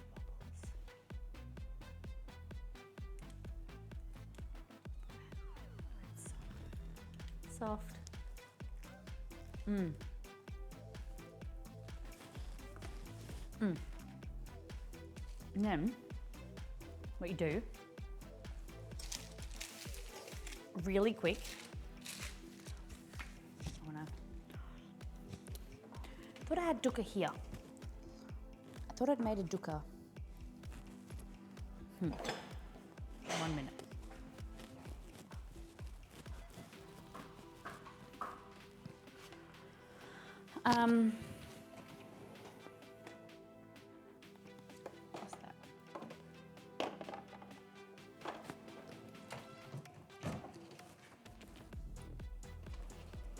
Damn it. Doesn't matter. We'll make a dukkha one other day. But what you can do is just get some of this infused oil from the garlic that we made the other day and dip that in there, or even some balsamic vinegar. Delicious. Let me add this.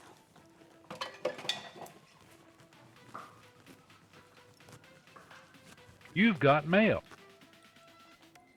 That. Yeah, I lost 2. I'm going to tell you, I'm not very good at this girly thing.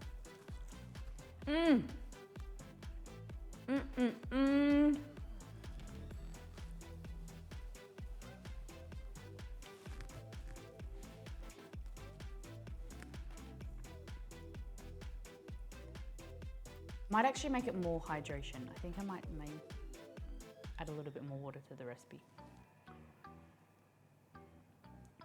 Pinch and zoom fingers.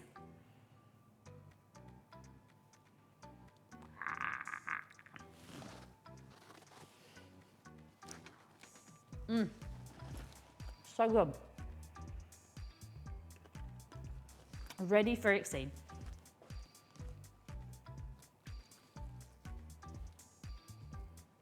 So good. This is the other thing I wanted to show you. So remember, confit garlic that we made the other day.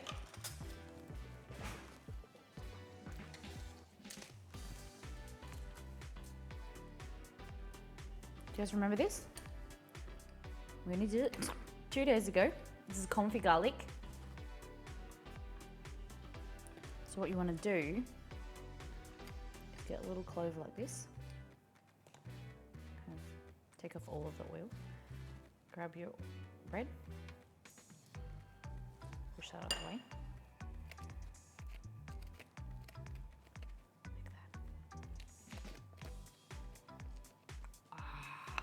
Look at that. Confit. C-O-N-F-I-T. Confit. Slow cooked garlic in olive oil. We did the infused oils on the last stream as well. So that is delicious. But then you can take it up another level. But like, Molly, I didn't know how that was that many levels. And I said, yes, there's heaps of levels. All right. And then I like up level. It's becoming a thing, it's catching on. Okay, everyone used to laugh at me and say, Molly, up level is not a word. And I'm like, yep, it's gonna become a thing. And it is. This is goat's cheese, goat's feta. Look at that. What do you think? Molly's the influencer. Yes.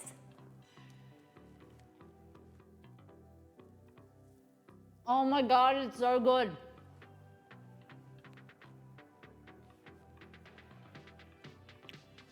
The chewy seeds, the crunchy seeds, chewy bread.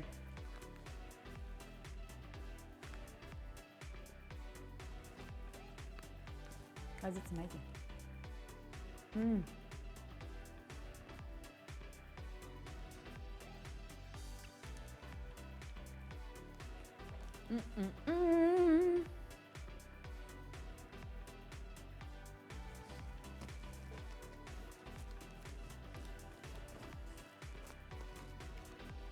Yum.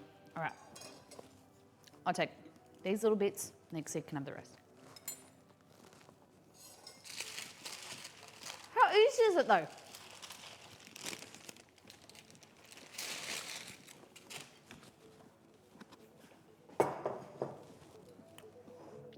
This is our dough from before.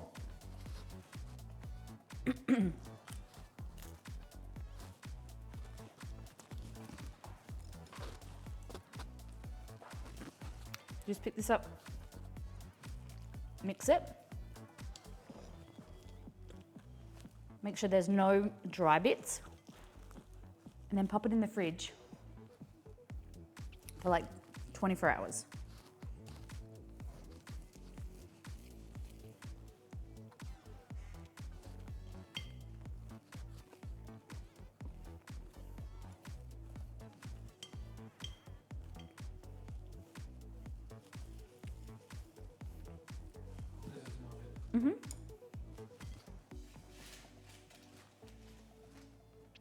Cover it, fridge. That's right. Do you like it, Dixie? It's good, who says? Delicious. There's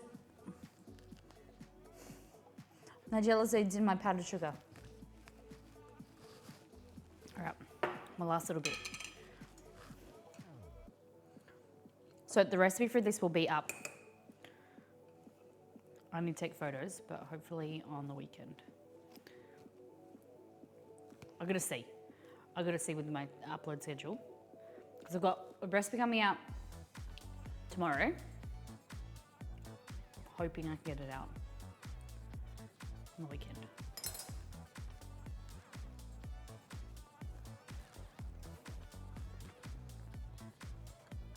Nigella seeds are little black seeds. So Google could tell me. They taste like cumin. Hey Google, tell me about Nigella seeds. According to Wikipedia, jealousy generally refers to the thoughts or feelings of insecurity, fear, and concern over a relative lack of possessions or safety. Hey Google, Jealousy can consist of one or more. are Nigella seeds? Sure, according to Wikipedia, jealousy generally refers to the thoughts or feelings of Hey insecurity, Google, fear, and what are Nigella seeds? According to Wikipedia, Nigella sativa is an annual flowering plant in the family Ranunculaceae, native to Eastern Europe and Western Asia, but naturalized over a much wider area, including parts of Europe, Northern Africa, and east to Myanmar.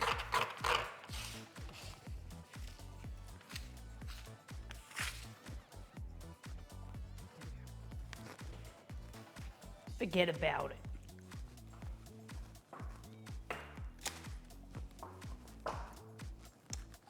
Does anyone know how long we put these in for?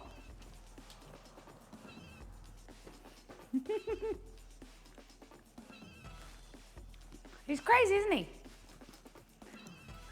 What is jealousy and see? Hey Google, what is jealousy? According to Wikipedia, jealousy generally refers to the thoughts or Hey, feelings Google, of stop. insecurity, fear.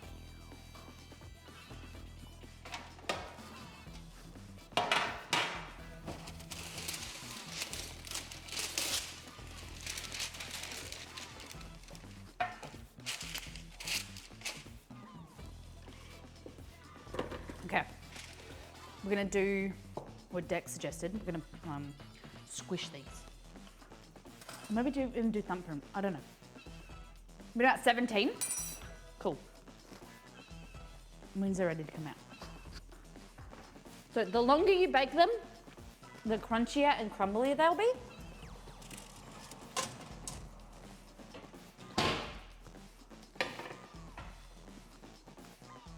Like that, so let them cool.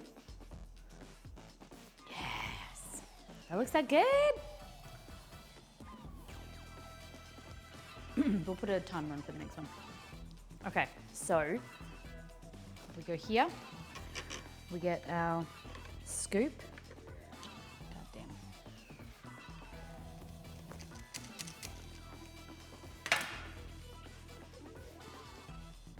They might be a bit big. You can make small ones. Like that.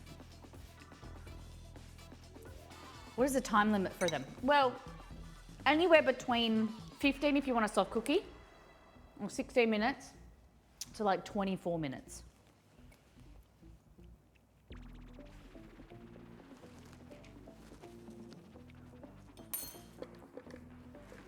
Okay. So, popping them in there, and then after they've been drenched in powdered sugar, we want to take them out. We want to push them down with the fork. With the power of the fork.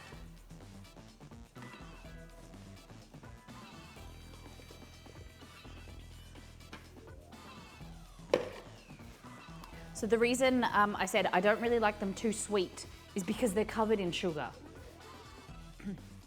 You want some balance there, people.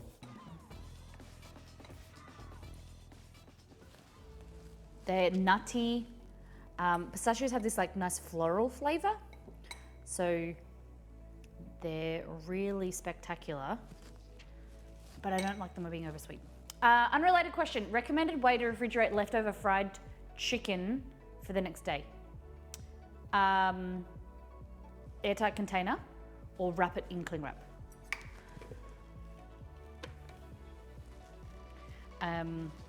Yeah. Airtight container, depending how big it is or how big your container is, you can wrap it tightly.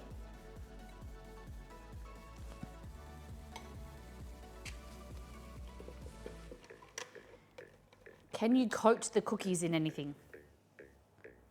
I don't know exactly what you mean. Other than the powdered sugar? Is that...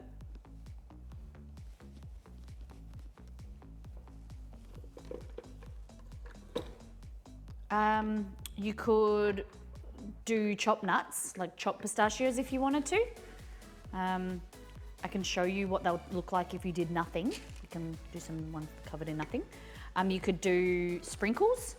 You could do granulated sugar. So they were like a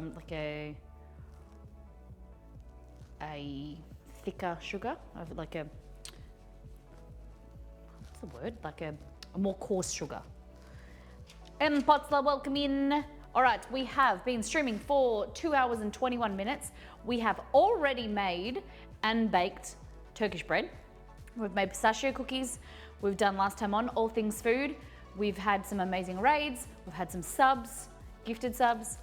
We had a tip from Dex. And that's your 30-second recap. Now you're here. We're making pistachio cookies.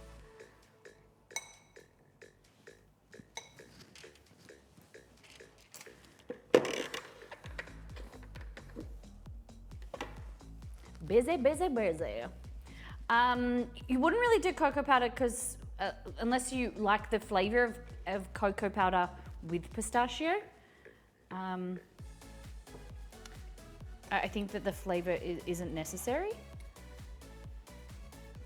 I would go with powdered sugar or sprinkles or granulated sugar. Or plain. Maybe there's something you could drizzle on top. Yeah, you could do a glaze. Like dip them in some glaze. You're making me curious now, so I'm going to make some plain ones and see what they come out like.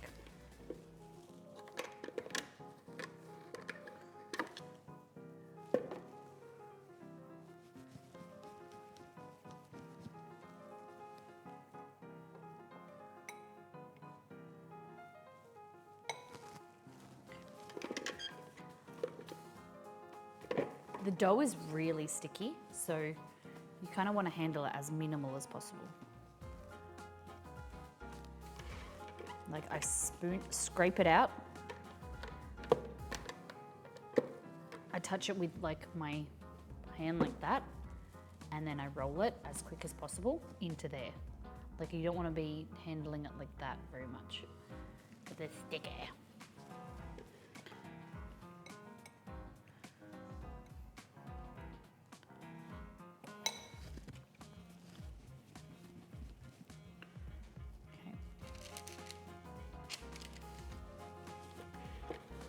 One more.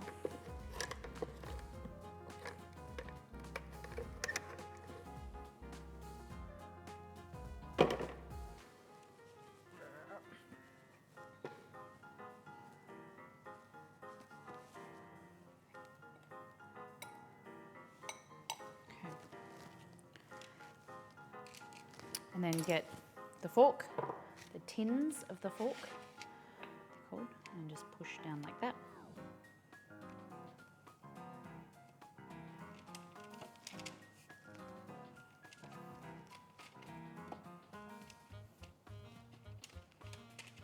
I was gonna do a thumbprint one, wasn't I?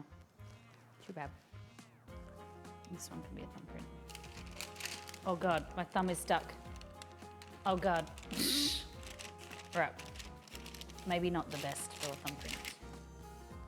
Unless they're coated. Okay. Put that aside. Wash the glue off your hands. Have you guys had any like Christmas parties? Anyone gone to like work Christmas party or street party?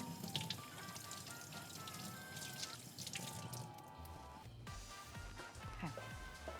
So next thing we're gonna try is sugar. So this is a baker's sugar. I'm just gonna pick it up here. So this is, it's finer than granulated sugar, but it's more coarse than powdered sugar. Okay. That. Work party last week had a potluck style thing at a picnic. Boss gives everyone bags of candy. What type of candy?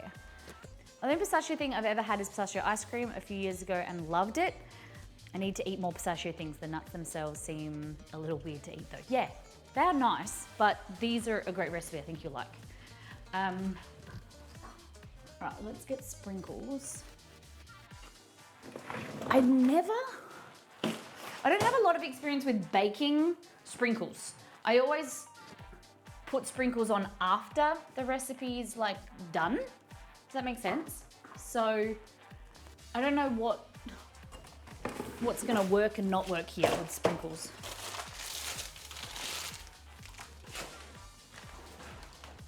What sprinkles can you bake? What can't you bake with? That's my sprinkle container. Okay.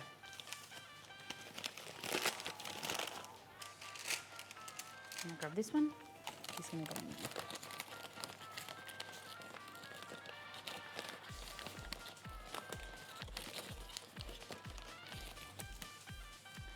All right.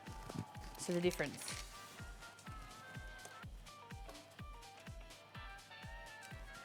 Granulated sugar, baker's or caster's sugar, and that one there is powdered sugar. So see, the finer the grain, the more that they are coated. Cool.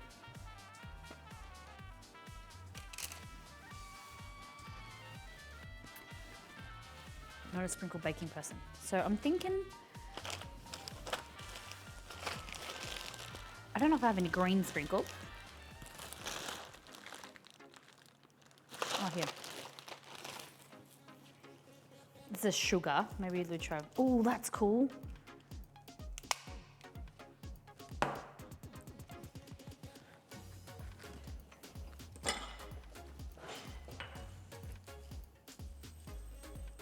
This would be cool.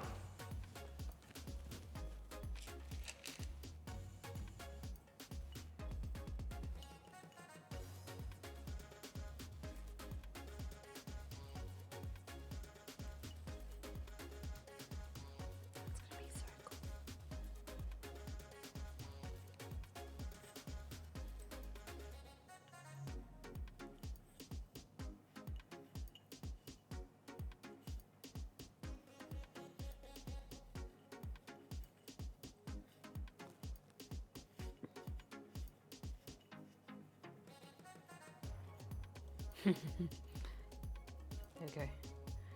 Just trying to catch any parts where there's holes.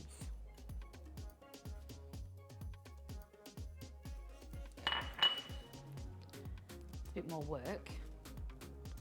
Yeah, it's pretty cute. Right, put that there.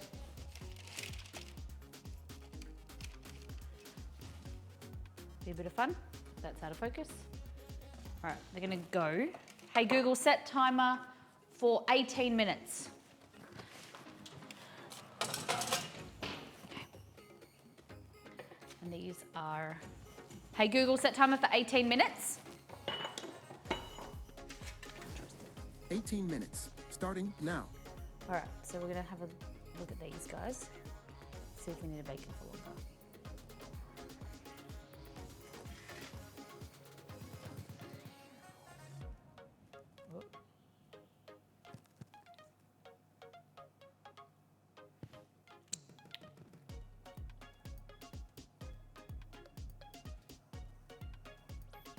Probably need a little bit longer.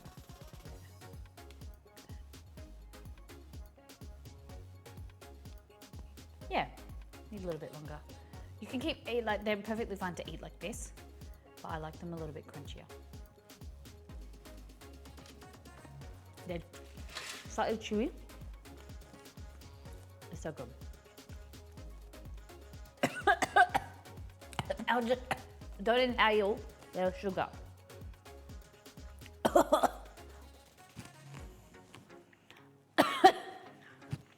Oh my God, my lungs.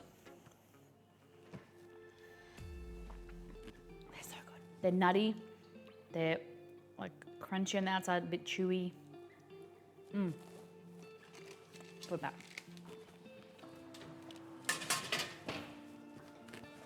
Okay. Oh my God, I love them. I haven't made them in so long.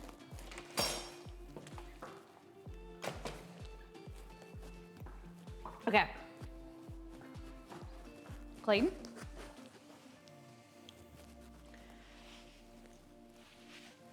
I love that, because we've been streaming for 5.5 years. I've got this Google Drive full of recipes that I've made like 2 or 3 times since then. And then like I just go scroll through, I'm like, I haven't made that in a long time. Oh, that's a different cookie. And some of them are recipes that a lot of them have started out of someone's recipe that I've kind of looked at, followed, and then recreated them. And so it's really cool to adapt them as well to grams and like the metric system. So good.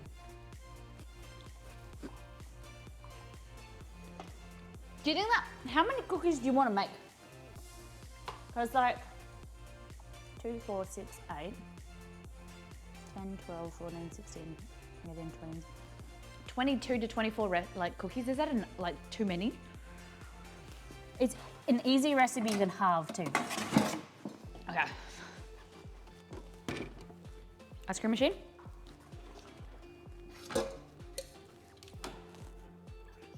All right, so I've got to figure out this is ice cream versus gelato. Are you interested in how people adapt your recipes to their needs too? Yeah. Because it gives me an opportunity. If people are halving my recipes, then I'll create specific small batch recipes. Or if people want more gluten-free recipes, or want something from them, then I can help create that. Because like if people are adding, like removing sugar, or my recipes I think are not very sweet. Some like compared to other people's. And so that's to my preference, where if people are making them sweeter, or they're making them less sweet, or they're changing them, making them less spicy, then I want to know. Now you scream, machine!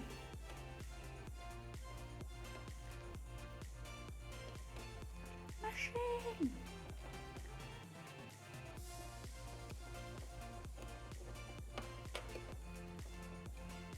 Now I scream, machine! This is no whiz, okay? This one doesn't have a name yet. Oh! It's always the way it goes. All right, so yesterday, to make this, I have a big thing of egg whites on the bench, because with the custard, I needed egg yolks. And so as I threw this, you know where your focus goes, energy flows? So like, it's like when you're driving a car and you like, don't hit this, and that's what you hit because you focused on it. I threw this, and as I did, I looked at this bowl and I thought, don't go in there, and it went straight in there. At least it didn't land in the void, that's it. Florence and the machine. Okay. So this here, I'm pretty proud of this. This is a custard that I've created last night. It's a custard recipe that is delicious on its own. It's thickened with egg yolks, and so it's delicious on its own, but we're gonna put it in an ice cream machine to make ice cream. I was worried that I might need to add more, like to write in there to add cornstarch, corn flour, to see if to thicken it, but I think it's pretty good. So perfect to go over top of your, look at that. Oh my goodness. It worked out really nicely. It's perfect, you can add some brandy to go over your fruitcake, or you can add alcohol and thin it out to make eggnog.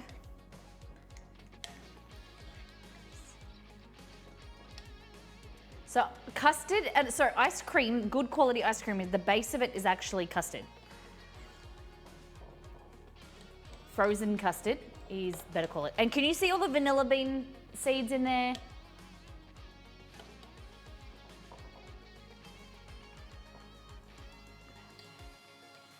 And so you can, if you want it thicker than that, you can definitely add some corn flour, cornstarch. All the bougie paste, yes. But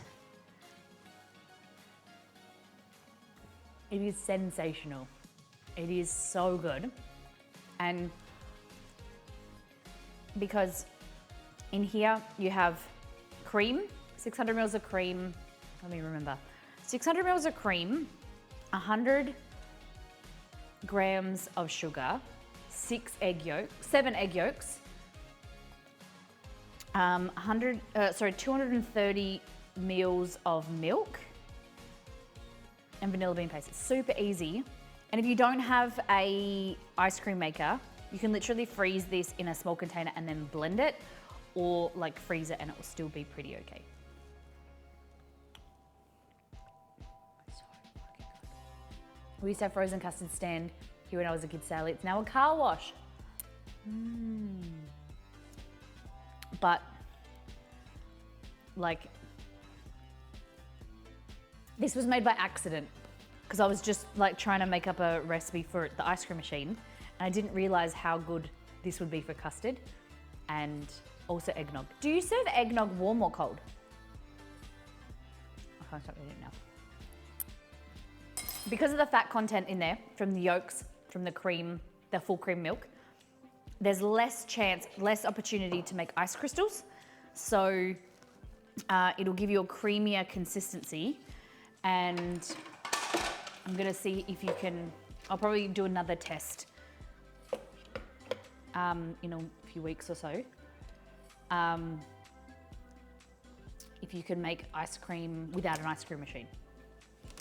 If you've got like a food processor or a blender. Hey Google, how long on my timer? 9 minutes and 33 seconds remaining. Fabulous.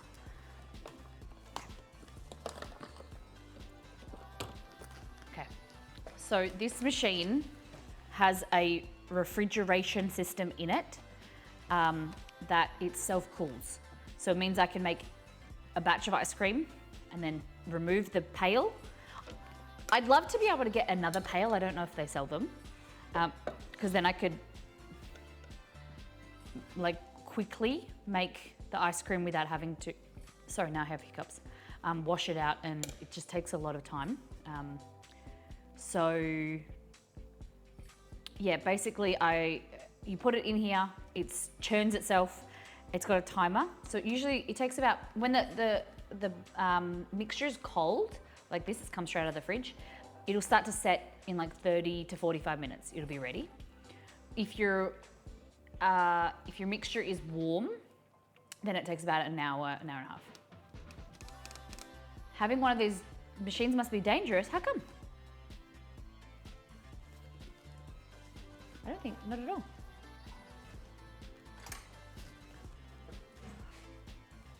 Oh, endless ice cream. No. Yeah. All the ice cream you could ever need. It does take half an hour though. So just pour it in there. Not a very good streamer, am I? Not showing you this pouring process. Can't come any, oh you can.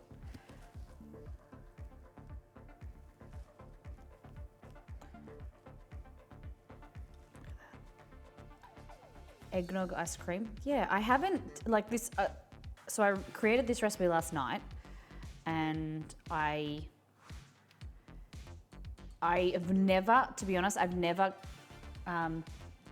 made an ice cream with alcohol before, so I don't know how it affects the freezing. Hey DJ Tim Tam, welcome back. All right. She's not a poor streamer. It does look like condensed milk, doesn't it? Okay, I just want to wipe that off.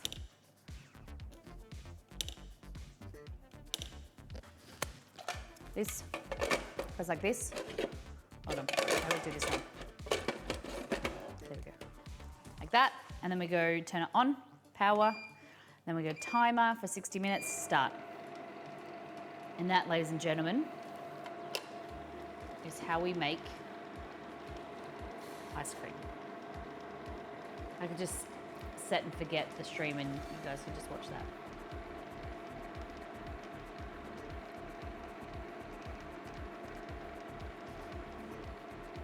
No.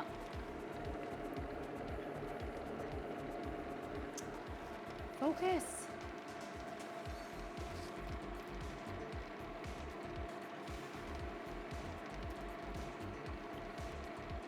In before more Miss Molly's stream of this, yeah. You can definitely do a no churn version. It's quite luxurious and rich, but in our cookbook, First Things First has a no churn ice cream. That is delicious. I think that if you can get alcohol to bind to something so it won't interfere with the freezing, it could work. If you want the actual alcohol, I mean, not just the taste. Yeah, I can understand that. I have to do some research and some playing around. Oh my God, the cookies look so good. Take out the top ones because they've already baked. They're long enough, I think.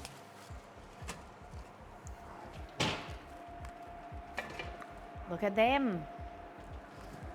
I wouldn't class these as crinkle cookies because they're not really crinkly like you would. And they've got no plain, well, you could call them gluten-free crinkle cookies. But these are, if you're just joining us, these are pistachio cookies.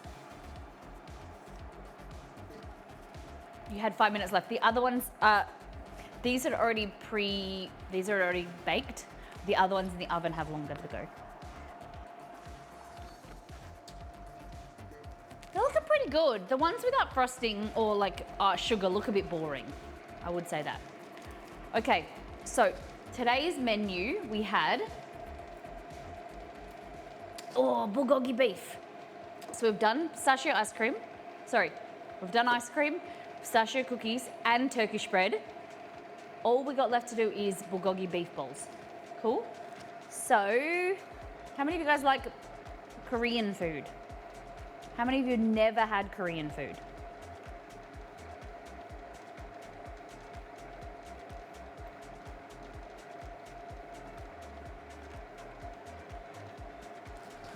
Love it? I don't think I have. I love a KBBQ. Yes. All right.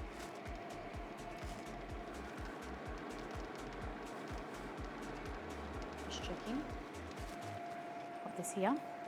So if you guys want a bauble for every sub, free sub, gifted sub, tip and cheer in here.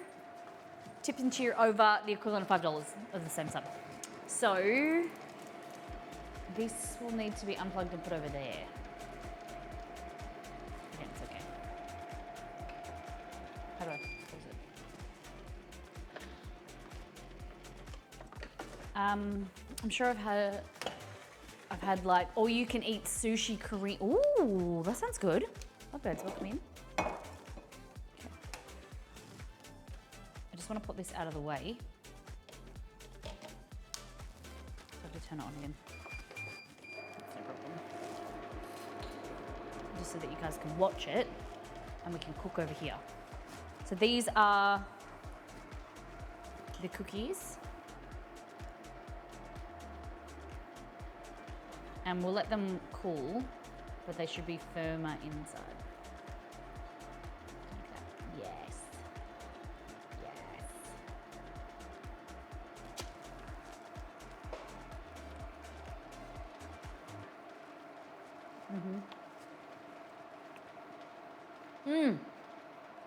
Very good. Very good.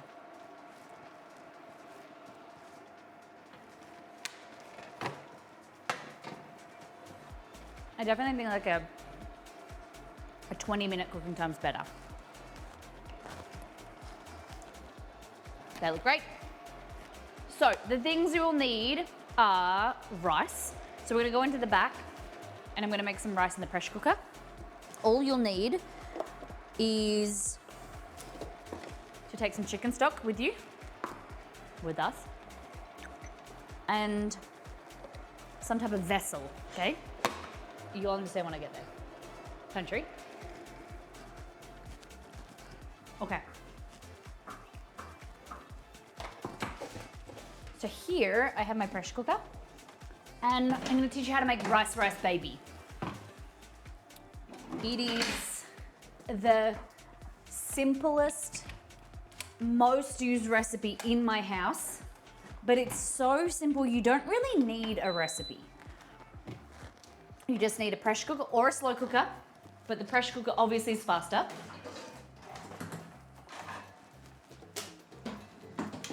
Okay, so you'll need to grab some,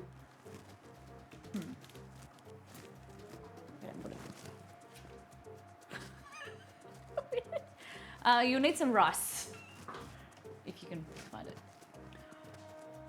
No one tell me I need more drawers or cupboards.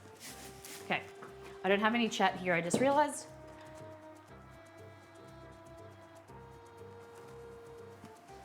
No one talk to me. So the easiest thing is, what you want to do is you want to measure out one part rice to 1.5 parts water. Okay. So in this, I'm going to use one of these, 1 bowl of rice. I use basmati rice, so I don't really wash it. I like it to be a little bit stickier, especially for a Korean rice dish like this. So I don't wash it. And then I add 1.5 bowls full of water. Okay. I give it just a mix around. Hey Google, stop. And then I add a teaspoon and a half of chicken stock powder into there. You could use beef because we're cooking bulgogi beef, or whatever you want to use. Just habit, I always use chicken, but I should have done beef. Put the lid on like that. Make sure your gasket is in there nice and snug in the right place. Lock it. Make sure it's your vent is closed, it's on high, and then we're just gonna 4 minutes on the pressure timer. So it'll come up to pressure, and then when it's pressurized and it's locked, then it will start to count down and cook for 4 minutes. It's easy. Super easy stuff.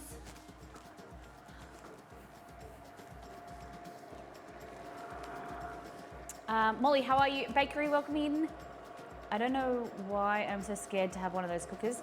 I was really nervous as well about a pressure cooker, but I found the newer multi-cooker that you plug into the power is a lot safer than the ones on the stove. They're also, if you read my cookbook, it'll tell you how to get the most out of it, and the difference between the one on the stove, it's less consistent. You need to know how to use it before you use my cookbook. Whereas the multi-cooker, you plug, you set it, it's a lot safer. Than mechanisms are a lot safer in my opinion. And it has an automatic shut off. You can set it, I can walk around, go outside, leave the house. If I wouldn't really leave the house, but you can trust that it will switch itself off. Whereas the stove one, you kind of need to be hovering around, and I'm just less inclined to use it. However, we've got community members that love them. Claws and Whiskers has a stovetop one, quite a few members do. And if you know how to use it, it's fantastic. But if you are nervous like I was, grab yourself like a Instapot or a Breville fast slow cooker, and they are fantastic. Okay. Basmati rice has more flavor. It has a different flavor. Jasmine rice is a bit more floral. Some people like jasmine. I prefer basmati. From my understanding, it's lower GI, so the energy is released slower over a period of time. So it's kind of like I wouldn't say like a healthier, you know. It creates less peaks and spikes in your blood sugar. Cookie? Yeah, I'm just watching them. I'm giving them 1 more minute. I love my pressure cooker after doing MTK and using. Me too. So we were tasked with making a slow cooker pressure cooker cookbook. And at the start, I was very nervous because the community had voted for it. I didn't have a lot of expertise other than making stews with the pressure cooker. or the slow cooker. And so when we did it and I started creating the recipes, I realized, whoa, there's so many things that you can make in a slow cooker and a pressure cooker. You can make cake, you can make bread, you can do mulled wine, you could do sticky rice pudding, sticky date pudding, slow cooked or pressure cooked buffalo chicken, and then use that in a different recipe. There's so many different recipes what I put in the cookbook that I never would have made if I didn't do the cookbook. Like if I wasn't challenged with that theme, I mean. What kind of ice cream? Just vanilla. Vanilla bean. Not just vanilla. Vanilla is not boring. Vanilla is amazing. It's funny how when people think of the flavor vanilla, they think of like not good. But it's so good. It's the best.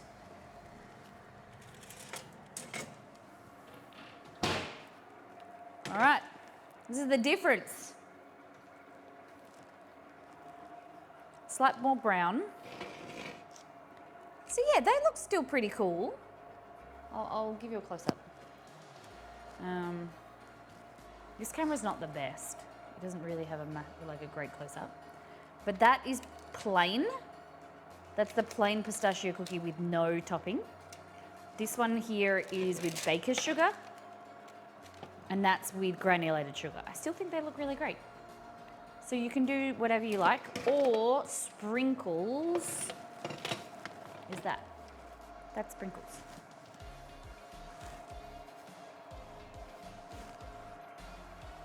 What do you think? Pretty good. I like this effect rather than the round ones, I think, Dex. That was a good suggestion. So these are the ones I usually make, just balls. And these are the ones that we had the idea to make with pressing a fork into them. I made the Mexican wedding cookies on Saturday, similar look, nice.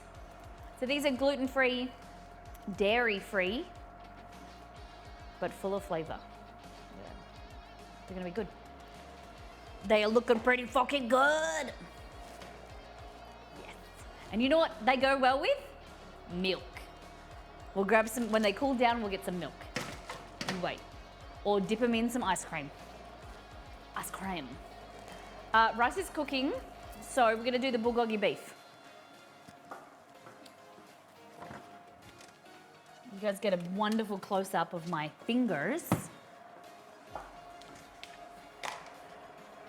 Ladies and gentlemen, whoever does nails, has painted their nails before, what is the best way for me to, one, keep, these are stick-on nails that are stuck on with glue.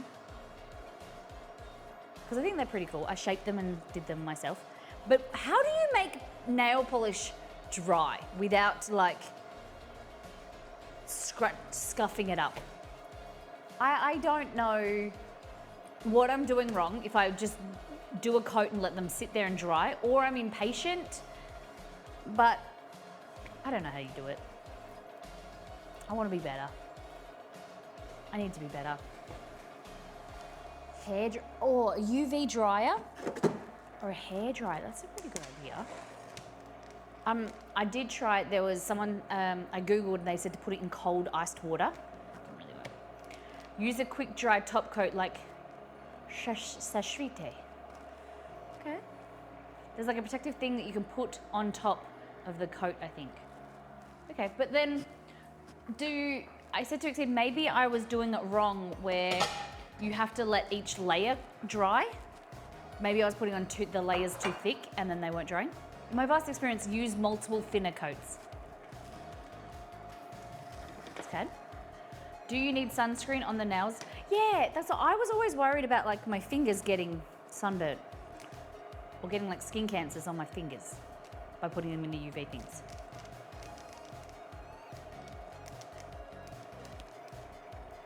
It works on walls. Okay, Linus. Okay. All right, okay. Just moving stuff away. So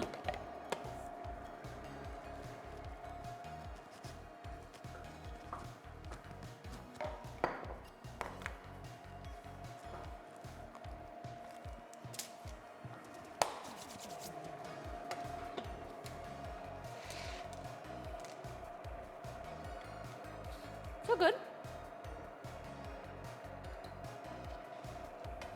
Moving that out of the way. We're getting busy. Now, only look at this finger, this hand. I take my wedding ring off because I left my hands wet and it, whatever. Anyway, I like the idea of wearing nail polish, but in reality, I don't think I'll be that person. The accent nails, yeah.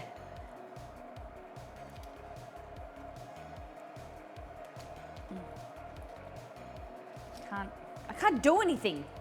There we go. So, beef.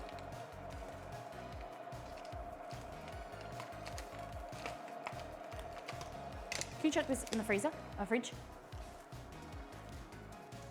Also, do you want one of these cookies? Things succeed. Okay, so like that. These are rump medallions, okay? So what we're gonna do is I have a bowl here. We're gonna pop them in there. But the plan is you wanna cut them really thin, okay? So what you wanna do is you wanna put your knife basically like that on the side, and you wanna slice really fine as you can, on the angle, like that. Cool? So ideally you wanna have like a nice sharp knife and slice downwards. I always do this, but I am right hand, so I always should slice like this. So you're holding onto it and a thin slice like that. Okay, really nice and thin. Have you tried preparing your nails with fine grained sandpaper and a coat of latex-based primer? No, I haven't. Latex-based primer. Is that to help it stick? Give it something to grab onto? Probably, that's a good idea. Delicious. Roscoe! Welcome in, guys. How you doing? We are making some bulgogi beef to then do some bibimbap. We've done some pistachio cookies. We've got ice cream going. How's your stream? Welcome in. My name is Molly. Welcome to the Molly Kitchen. We are a cooking stream. All we do here is everything food related. And thought we'd welcome you in. My voice went really high, I don't know why. A little bit about us, who we are and what we do is this trailer. So I'll play it for you and I'll talk to you soon.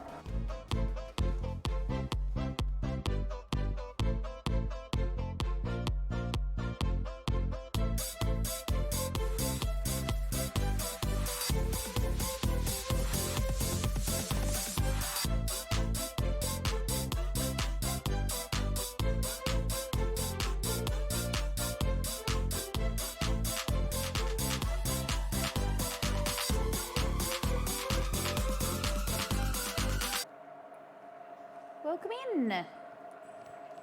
Welcome in everyone from Roscoe's stream.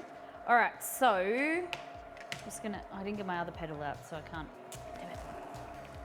There. Like that. You gotta be able to remove them. They'll remove when they want. They just fall off after a while. All right, we're talking about nails, stick on nails. Yeah, increase the surface area of the glue. I agree. And give it something to hold on to. Okay, so this is our beef. And basically you are just cutting it on diagonal or just cutting it as fine as you can. In the marinade, we're gonna have garlic, heaps of garlic, ginger. We also want some soy sauce. So we talked about this on Monday, today's Wednesday.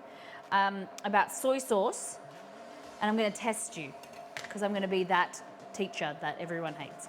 But I'm just curious to see if everyone remembers. If I am wanting to add soy sauce, I want a dark color, but less saltiness. What type of soy sauce am I going to use? So we learnt about the two main varieties of soy sauce is dark and light. If I want to add a dark color, richer mahogany color, but less saltiness, yes, Katie. Kate? We're gonna use dark soy, yes, because it's thicker, richer, gives more of a caramelized flavor, but it's not very salty. And then, it's a trick question because I'm actually gonna use both. We're gonna use dark and light soy today. And sesame oil, it's super easy. We're gonna serve that on rice with some kimchi and some carrot. What else goes on a bibimbap? What else do you want to add? Egg? Paint the nails before you stick them on. Oh, but then that's really fiddly.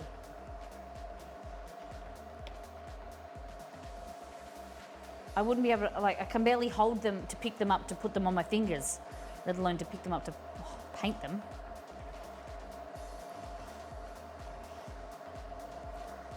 I have a white dog sitting at my feet.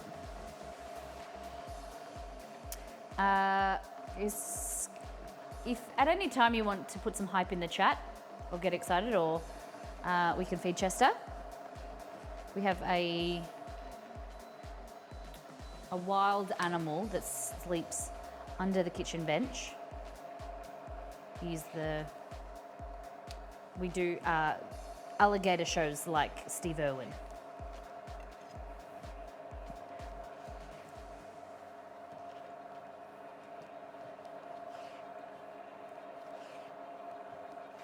No stingray shows though. All right. A trick that I've learned recently is to add baking soda, just a pinch of baking soda. It's very common in Chinese restaurants. They add baking soda into the marinades to help keep the meat, keep it more moist and tender. You could use this same recipe, but use ground beef if you want.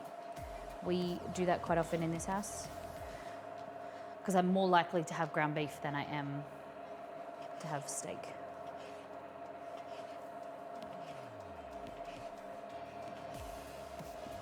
There we go. So thinly sliced beef into the bowl.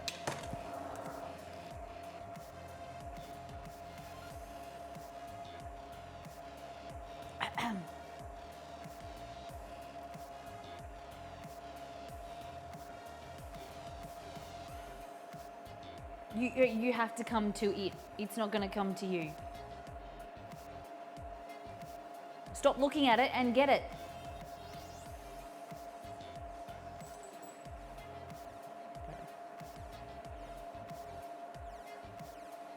Oh, one just dropped in his mouth. Come on.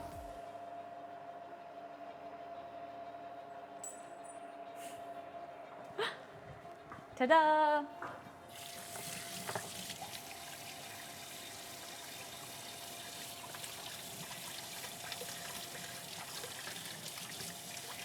Let's check in on white chocolate. That's it.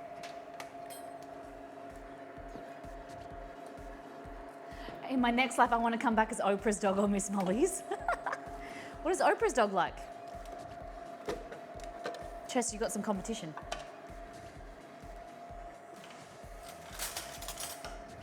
Look at this. Thickening up. Delicious. Oh my God, it's so good. It has a yellowed color because of the 7 egg yolks in there. It gives it this richness. Oh my God, it's phenomenal.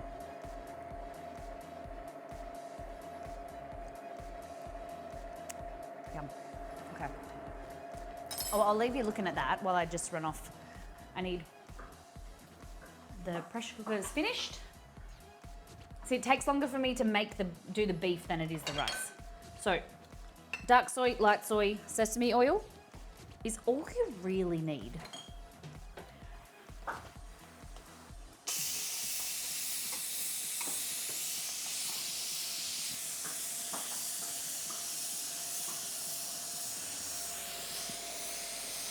Hello, welcome in, MD Kwang. Is that how I say your name?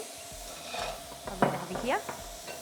All right, you shouldn't move your pressure cooker when it's depressurizing. Don't do what I do.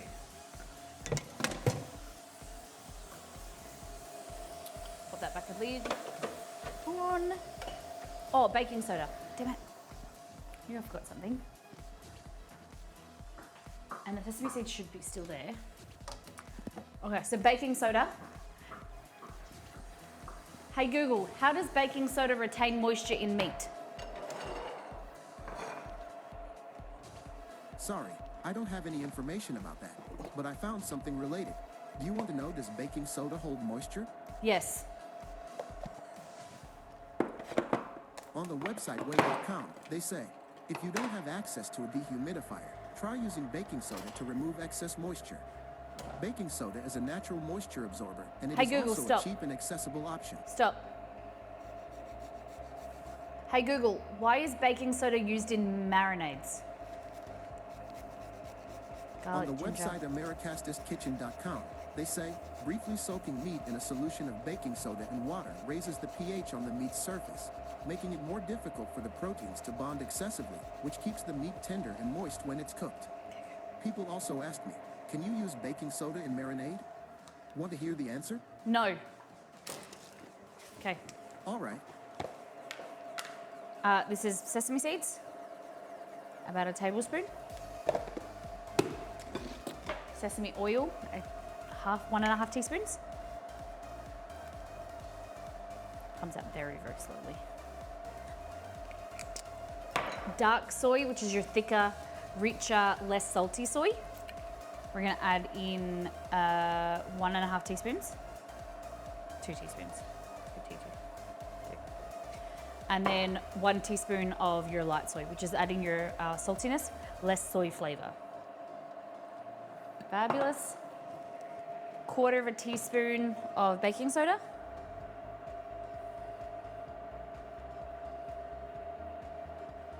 Go. And then, what else do I need to add to you? There's something else I needed to. I don't remember.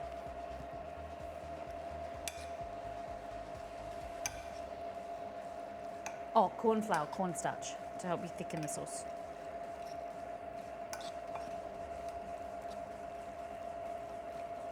So I add a little a 1/4 cup of water, and then that's going to be mixed with some corn flour. 1 teaspoon. I thought I got it out.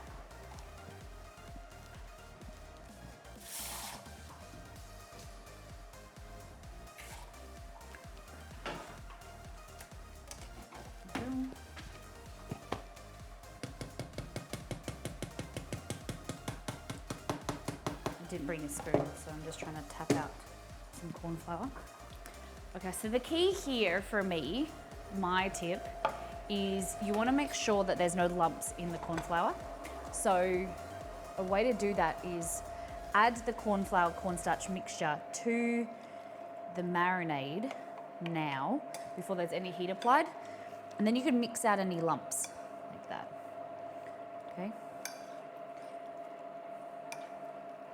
So this is going to, the cornstarch is going to help thicken any of the juices to keep it really nice and saucy, so it's not too runny. Like that. Make sure everything's coated nice and evenly with the sauce, marinade.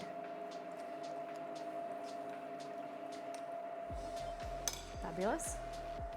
Put that aside. Take it here. because we're gonna look in here. Unlock that. And that is your rice. Rice, baby. Pressure cooker rice. 4 minutes in the pressure cooker, Instant Pot. Steam air. Look how amazing. Oh, it's hot. But it's so spectacular. Really flavorful. Need to make sure when you're serving a side dish like rice, like potatoes, it needs to have flavor. Add salt, add stock powder. It needs to be delicious on its own. It's not gonna be incredible, but it's gonna be delicious that you could eat it like that rice tastes good on its own. To then accompany this beef, they both come together and they both taste delicious. Like so often people add plain side, like plain potato, plain boring rice, and it just makes the rest of the dish lackluster. You need to have a side or an accompaniment that is as flavorful, as yummy, and they all come together as one to make an amazing meal. Okay, do me a favor. Season your rice, season your potatoes, season your pasta. Okay, put this over here. Don't tell Etsy to put it there. Now we need a fry pan.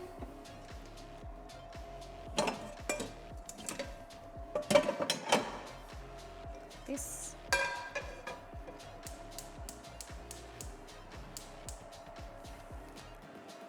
That with a bit of oil.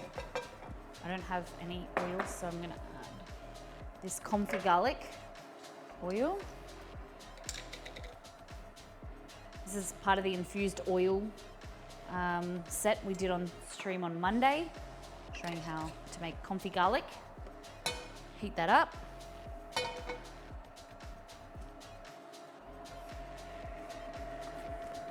Ice cream is getting thick. Look at that thick boy. Look like two bums. Bum cheeks. Look at that. Incredible. Wow.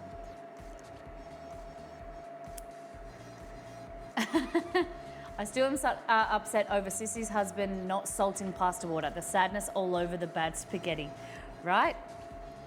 You gotta salt your pasta water. Salty like the sea. Okay. So when this gets hot, starts to shimmer, we're gonna add in our beef.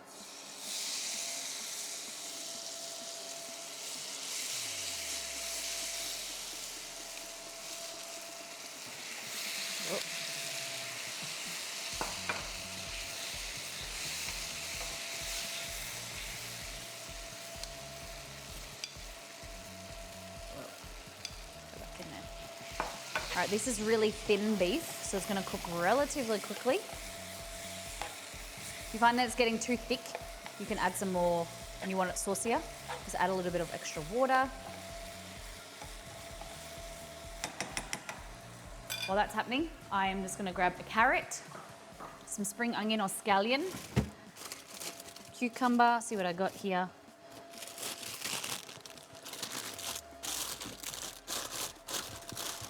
And most importantly from me, not my husband, but I love kimchi.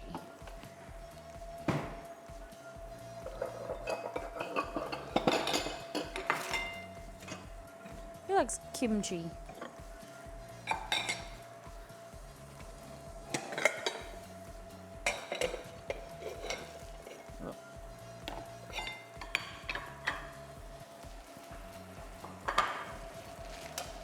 Can you see that ice cream? Can you see this beef?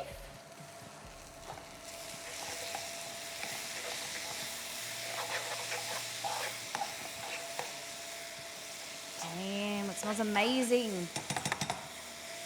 I'm stirring it with a spoon, I don't know why, but. So, thinly sliced beef, real thin. I'm gonna add a little bit more light soy. Needs a bit more saltiness, I think.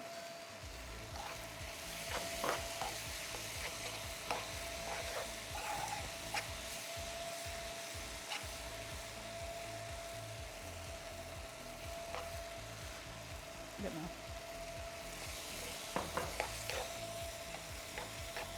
Sensational. I added the whole lot.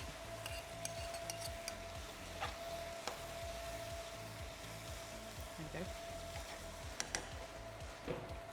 Looking respectfully at the beef. And then look at this. Look at that ice cream. I scream, you scream, we all scream at the ice cream. Get in my belly. Okay. So.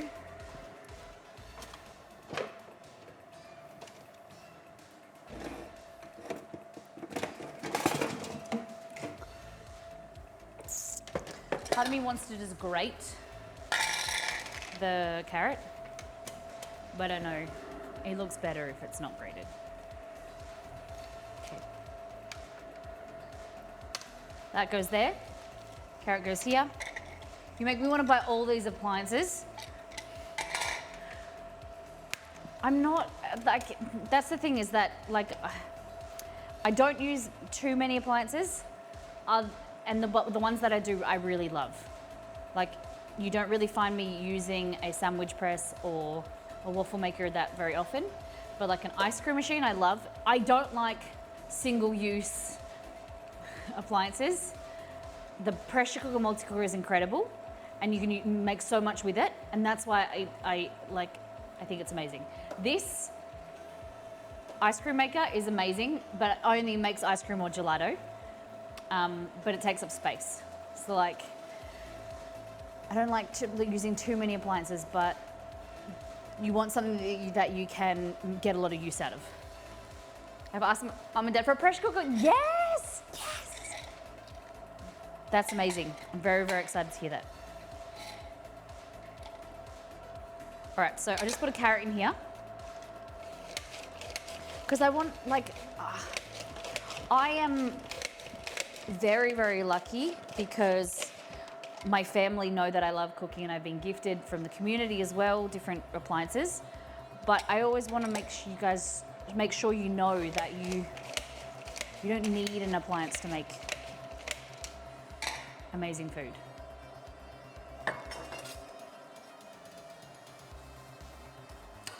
But if I'm going to do a blog post on ones that I do recommend, like a stand mixer, I don't think is necessary. I would start with a hand mixer, and a food processor is okay, but I don't think it's like, get a hand chopper. You'll see if you watch my streams often, you'll see what I use a lot and I don't use.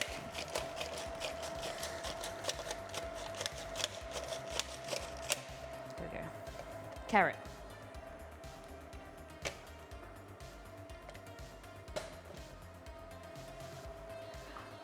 Appliances make it hard for me because I was born in a cave. Buttons scare it. Yeah, I can understand that. And also, not everyone has the space for them. And it's also your cooking style. That's the blog post that I've written. It's literally like, and we're talking about this on Monday about a Thermomix. You have to take some time cooking to figure out what part of cooking you like, what part of cooking you don't like, and how an appliance will help with that. For like me, a Thermomix or one of those machines that cook for you, I couldn't get it. Like, as much as I tried it, I didn't like it.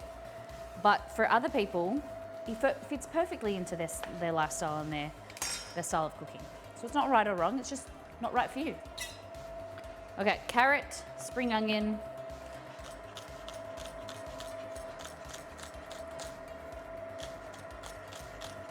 So if you think that you love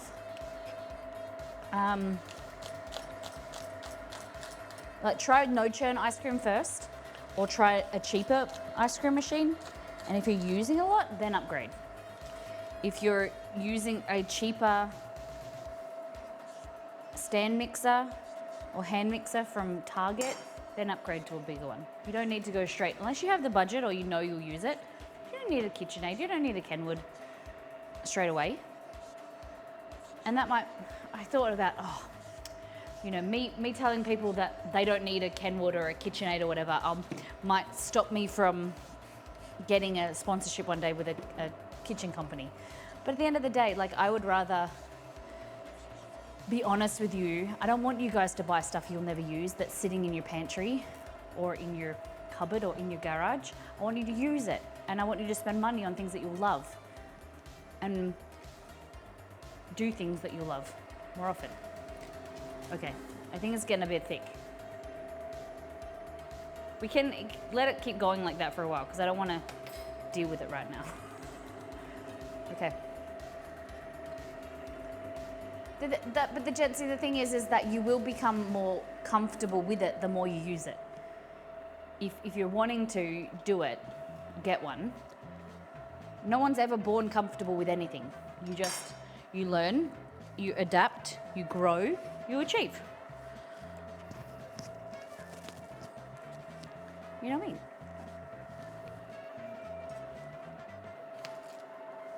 Like any technology, like our new car, for instance, super confusing, has all different buttons and no buttons and whatever. But it just takes time, and after a few days, it was fine.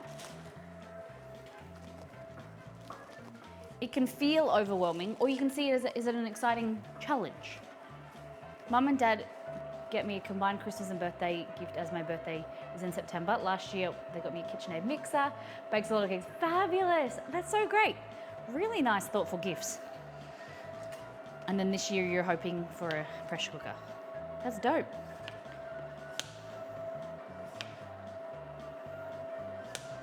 Yeah, and I don't want to, I don't want to influence people. If I have any influence on you guys at all, I don't want to influence you in buying money that will be wasted.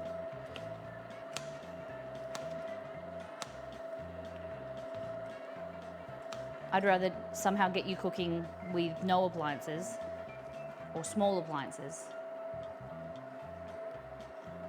and then upgrade.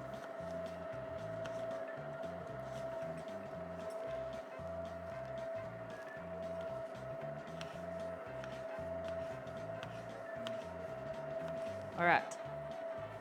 So cucumber, spring onion or scallion, carrot, coriander, cilantro, and then our bowls here. Let me wipe the bench.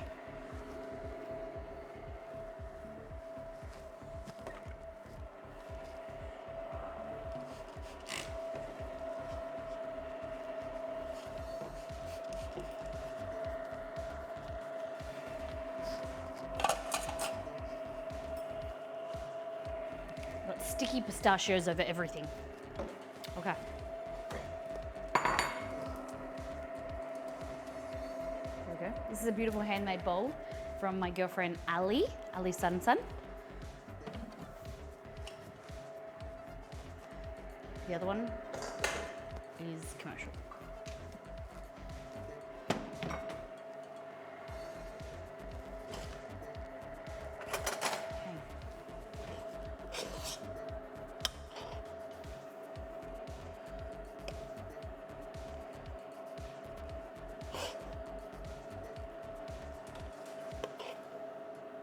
Oh, do we want a fried egg? What do you think?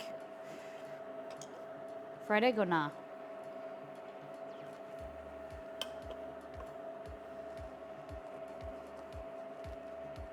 Yes. It is. Rice, baby. That's all I need to say. All in together. If you're looking for a gift for yourself or someone else, pick them up an All In Together or First Things First cookbook from MissMollyMakes.com. Support the channel, support your friends, get them cooking. Maybe whole yolk. Now we're gonna do whole egg. Hey Stace, how you doing today? All right.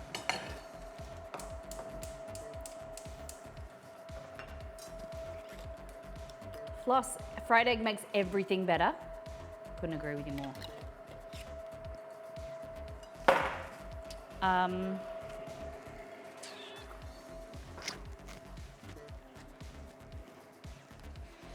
Eggs. I'm not a massive fan of fried eggs, but I like a poached egg or egg yolk, or I like one of the eggs in ramen. Oh God, they're amazing. Been good. We have had a busy day today. We've made pistachio cookies. So these are one version, or you can make them like that, pistachio cookies.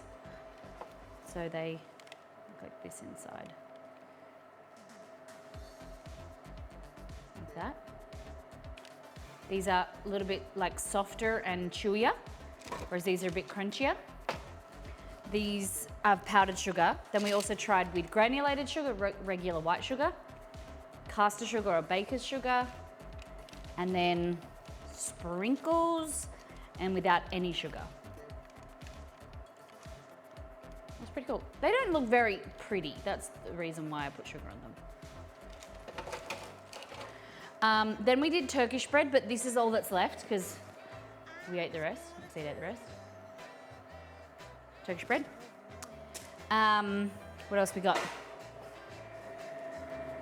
Bulgogi beef, and we're doing bibimbap, and ice cream.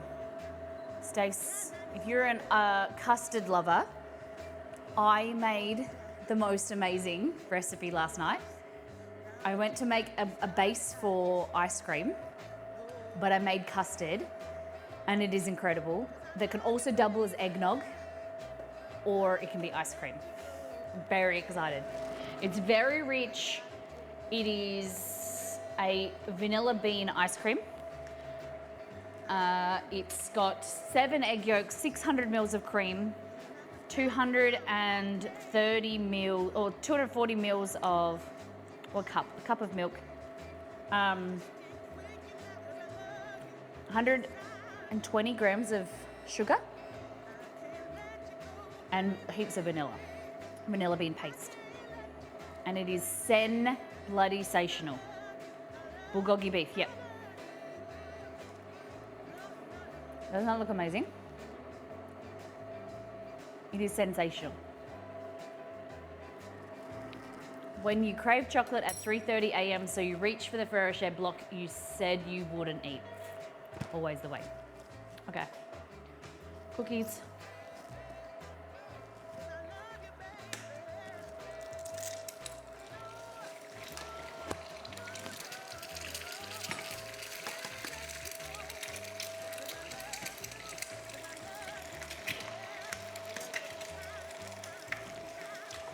Here we go. Let that do its thing. And then I'm gonna go here. I'm gonna add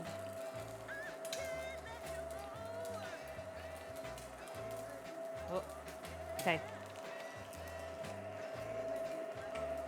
Carrot.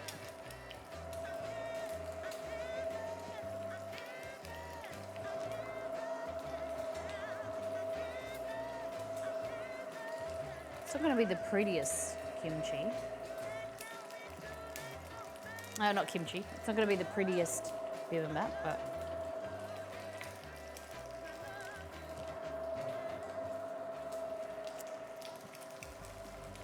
all right. I like coriander. This is not a massive fan, so I'll put that there for me. Give them a little bit, and then we'll add this bulgogi beef.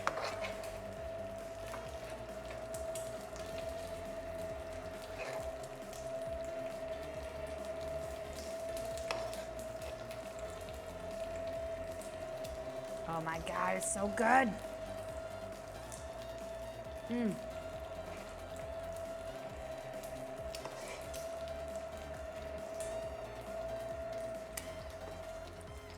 then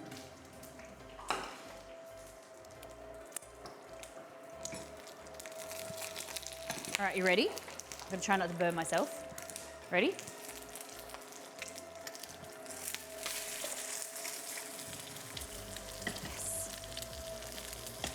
There's a little bit of egg yolk on the floor, okay? No one saw anything.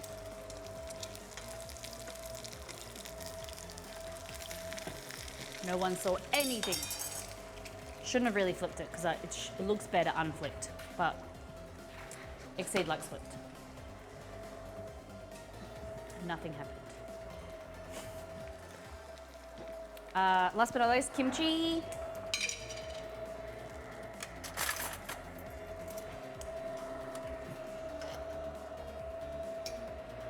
Exceeds.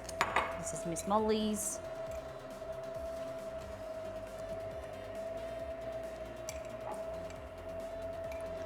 The best bit of kimchi is the crunchy bit. Like I love the stalks the best. Delicious. Delicious.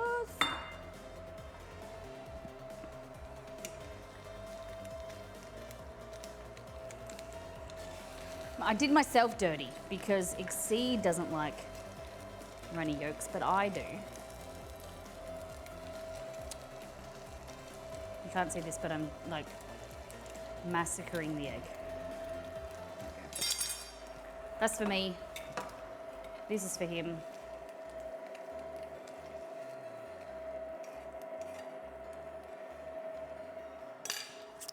Sad day in the egg world. But it looks delicious though. Very colourful, right?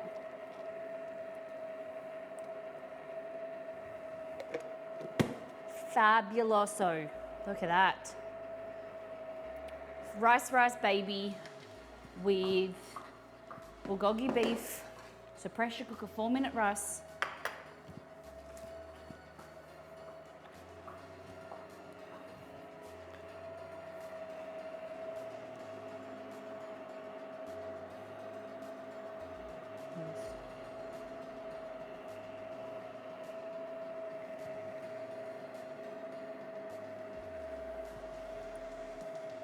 I am respectful right now.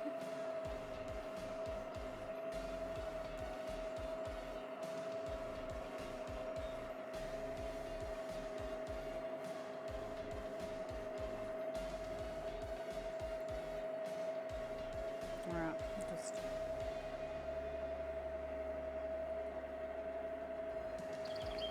Okay, and there we go. I know I'm using a spoon. Hold on. Mms in the chat. Mms in the chat.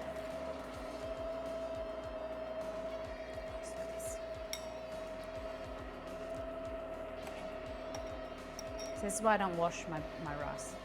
It's a little bit sticky. It stays together like that.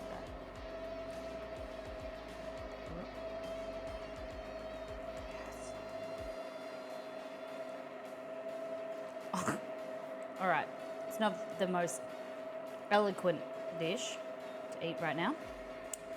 Yum.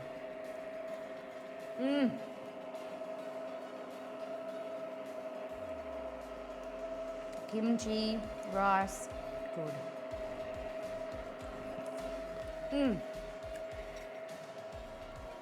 Sensational. And really perfect for like a hotter day, but it's also, it can be eaten anytime because it's nice and warming because it's a little bit spicy with the kimchi, warm rice, but then you have like the carrot and spring onion that you can get really any time of the year. It's not relying on fresh seasonal produce. It's amazing. All right, let's deal with this ice cream.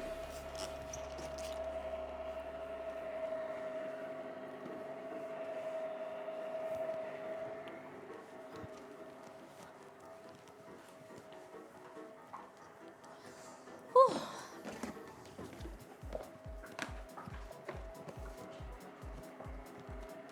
One moment.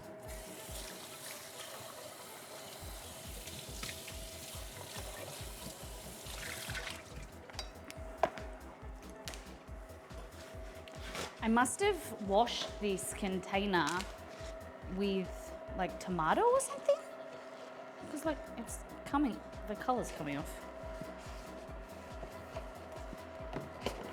Used to be bright white.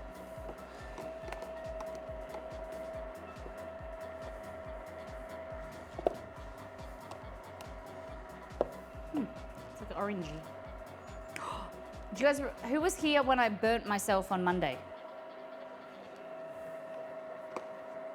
Who was here?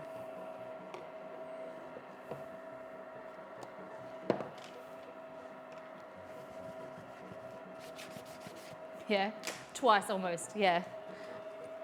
I popped the blister 3 times and it still keeps coming back. Look at that. It's so painful.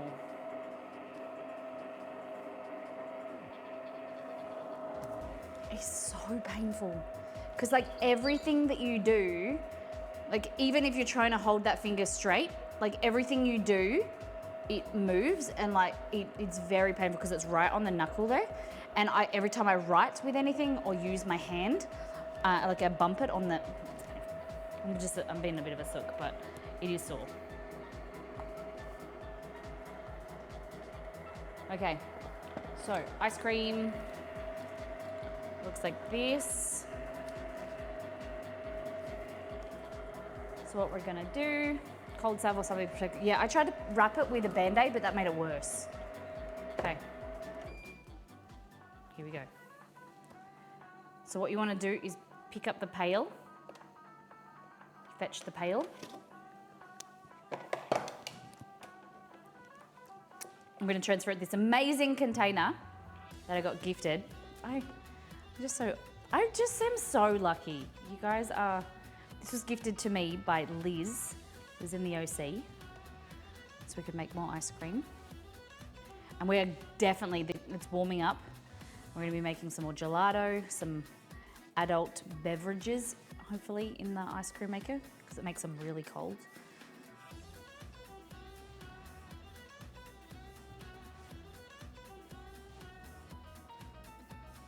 And this container makes it so good because you can scoop out of it.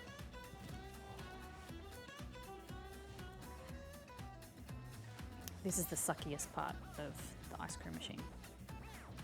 Getting this bit out. Because you want to keep up. You scraping all of these. No remnants left. All in the container. You could lick it, I suppose.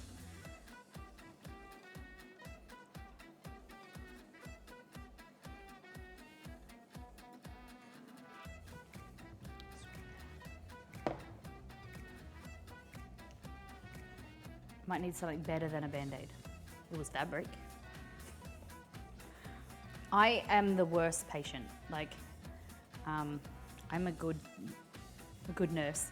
I'm good at like telling people what to do and I know when it comes to someone else, like what you should do or what medication or whatever. But when it comes to myself, like my mind goes blank and I once got bitten by a dog and I froze and I didn't know what to do. And so Exceed had to ring my auntie and she had to tell him to wash it and things like that. I just didn't, I think it was shock. Like I just didn't know what to do when it comes to myself. But where it's other people, like I spring into action and okay. Whoop, like that. And then you can freeze in the pail, but it's really hard to get the rest of the ice cream out, so I like to transfer it. Look at this.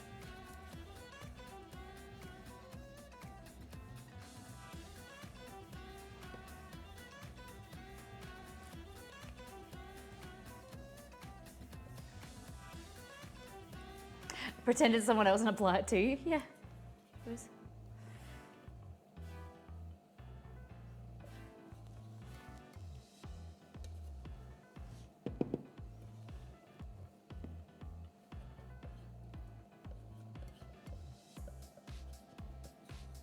we go. Sen bloody sensational. How many of you guys have an ice cream machine or an ice cream maker? It doesn't have to be like the one that mine.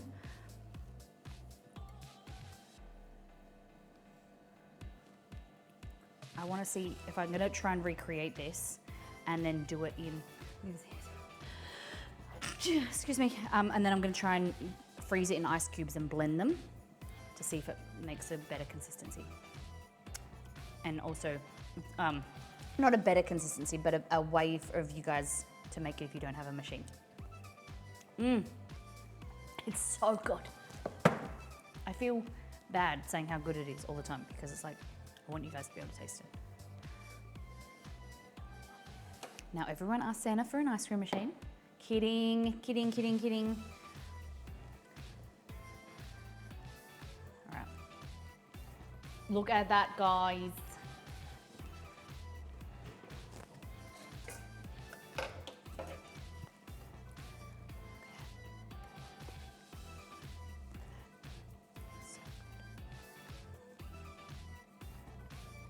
And then just let it freeze for like 6 hours.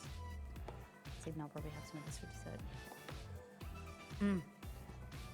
Delicious. Look at all those. Can you see the vanilla specks? The vanilla seeds?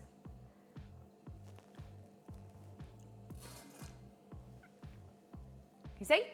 It's not dirt. They're vanilla seeds all in there. Amazing. Amazing. Fabulous. Thanks, Liz. Pop that into the freezer. And we're done. Whew. Cookie dookies. No worries, hell's bells. Guys, what was your DOTD? Dish of the day. Were they pistachio cookies? Was it ice cream? Was it another extremely successful stream? And it truly amazes me what you can get done in 3 or 4 hours, right? And that's, imagine if I wasn't distracted. Was it the Turkish bread? Was it the bulgogi beef? What did you guys like the best?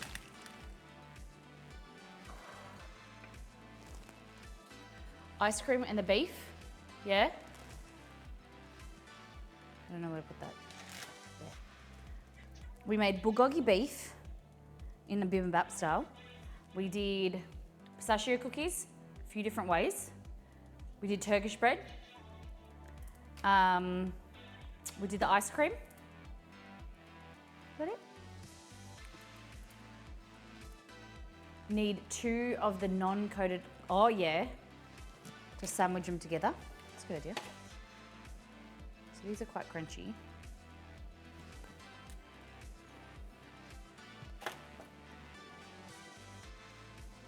Compared to that. Which I think is better. I think also the powdered sugar helps them like stop them drying out as much. That's the texture. Here's the focus point there. But yeah, should have dipped some of this all in ice cream. You have to be really careful not to inhale the powdered sugar. The bread though, oh yeah. The bread is good. The cookies need milk and ice. Girl!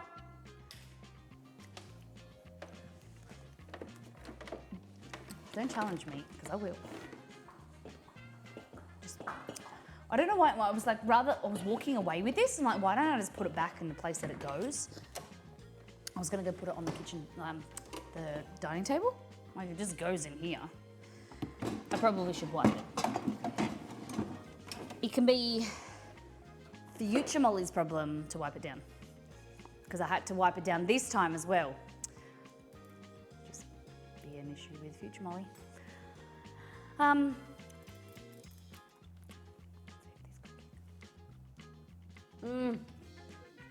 They're spectacular.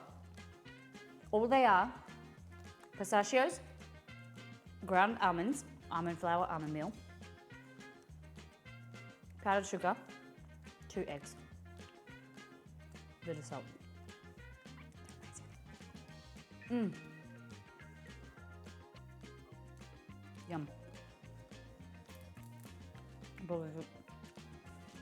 Bulgogi. And all right, now we have the question. Do you want the pistachio cookie recipe or the Turkish bread recipe first? Priorities, people. Oh my goodness, Liz, I looked at that this morning to make fruitcake. But personally, I hate dried fruit, so I would just make it fruit seed. But I am keen to make one because I've never done it before.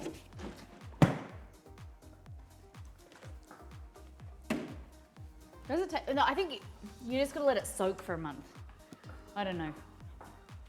Are we too late on that train? You can make fruitcake all year round.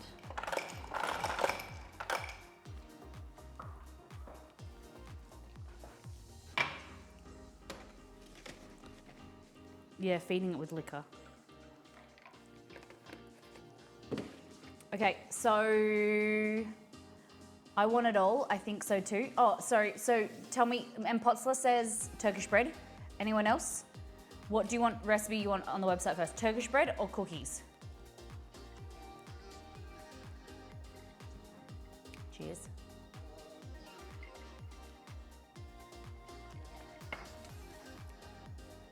See, it should autofocus. I don't know why.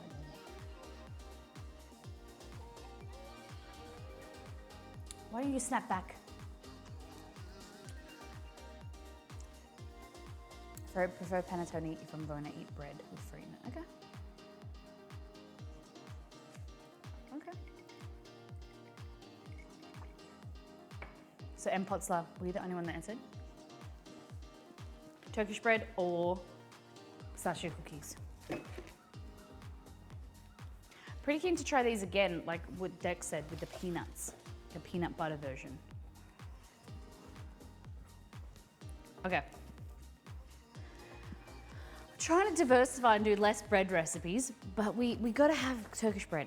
Turkish bread, naan bread. What else is on the website? Focaccia bread. I have been thinking, I'm like, do we just create a website that's full of baking? I'm like, no, I like main meal recipes and stuff.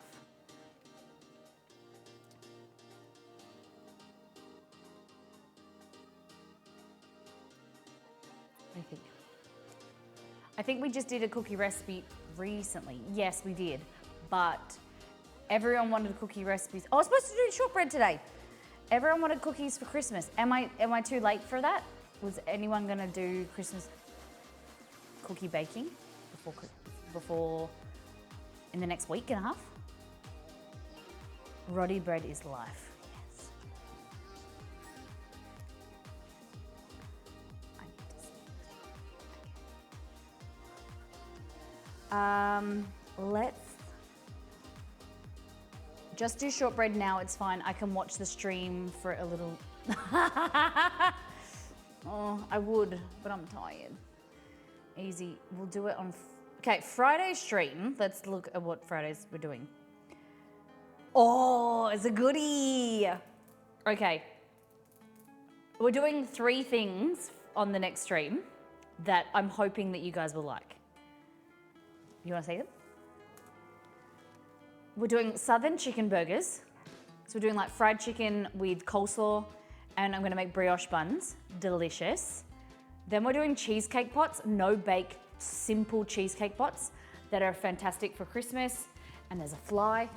And then we're doing cracker candy. Cheesecake pots?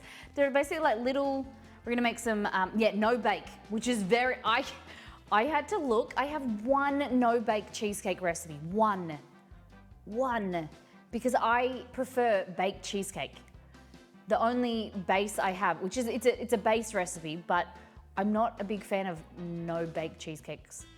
I prefer baking them.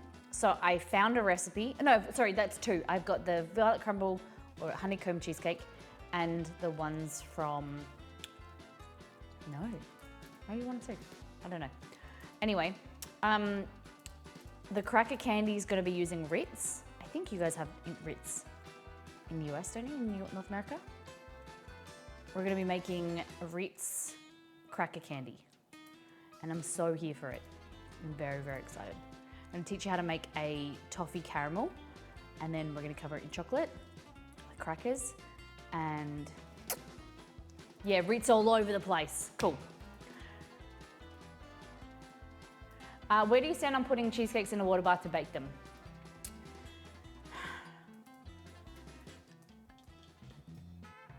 The larger they are, you want to put them in a water bath. However, up until recently, I had huge issues with water baths.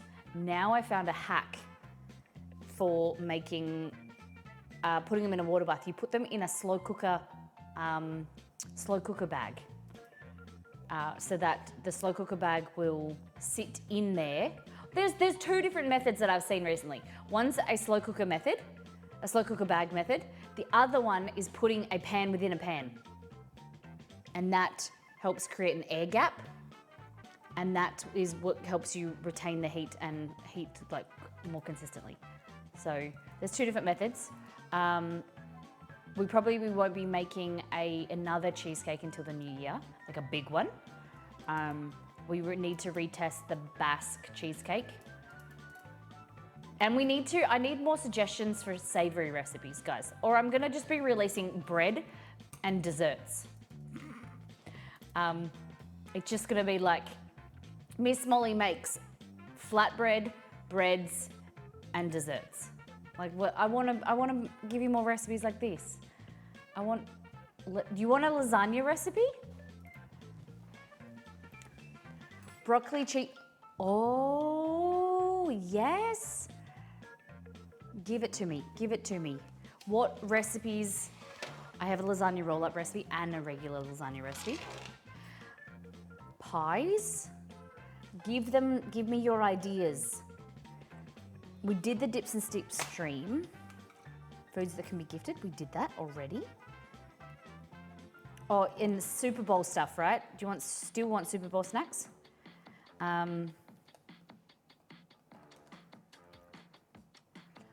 Broccoli cheese poppers, I've never heard of that. What do you want? Chicken pot pie in a pressure cooker? Or depending on when you said pot pie, I'm not really sure what you mean.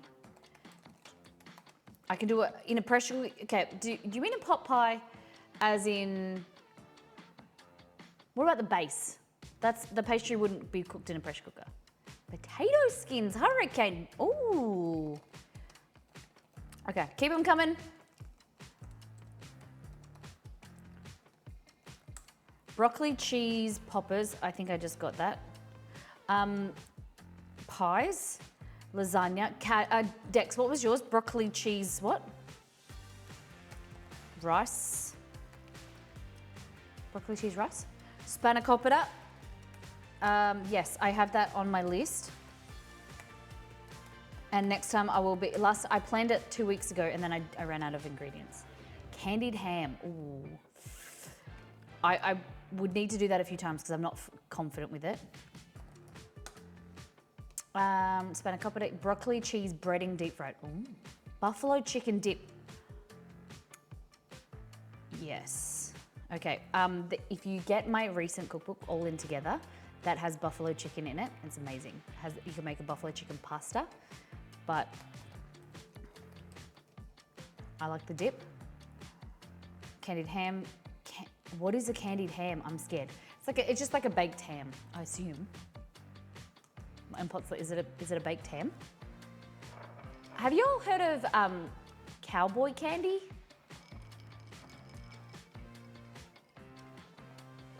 Hey Google, what is cowboy candy? Give me your ideas.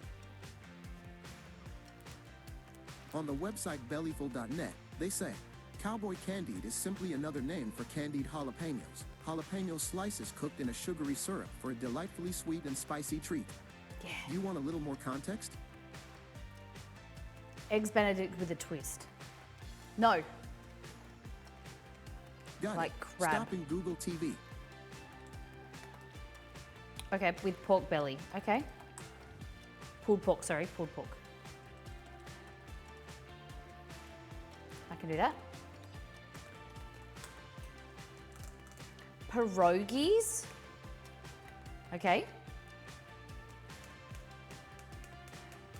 Marmalade and contro coating. Dumplings, yes, I've got dumplings coming. I've got a few dumpling recipes, like a pot sticker, kind of gyoza. There's some shenjing bao, which are kind of like the puffy steam buns. Homemade pizza rolls, yes.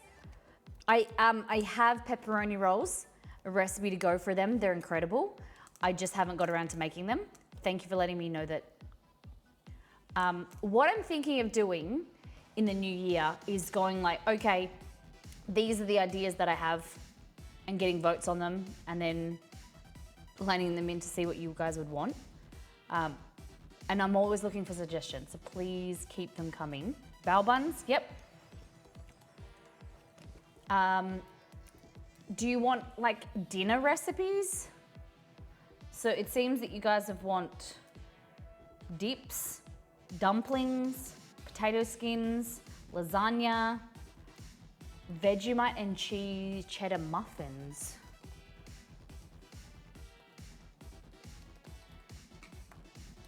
Okay.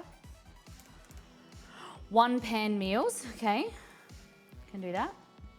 Kimchi fried chicken bao buns. Kimchi fried, how does one make kimchi fried? Is it kimchi with fried chicken? Or do you fry the chicken in kimchi? I don't know if it's possible, but I love when you use one ingredient in multiple dishes. Could that be done with a broth or sauce versus a protein? What have I done before? What do you mean? Like using ramen and then making it into different dishes, is that what you mean? Meatloaf, okay. I could try it. Copycat Macca's apple pies, okay. Some reason I've turned on caps lock. Cinnamon scrolls, yes. There's a cinnamon scrolls recipe in All In Together, but I have another one for the oven. You made ramen broth or a marinara broth and then you used that in multiple dishes.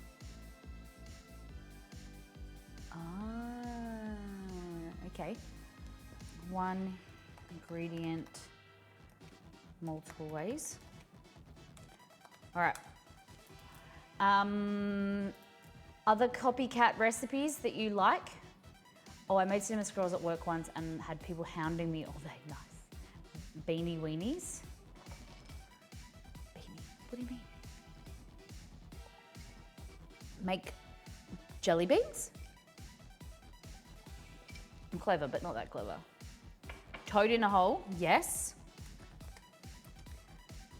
Bangers and mash. Fried chicken. Oh, I have a bangin' chicken fried steak. Is that something that is something that you would like?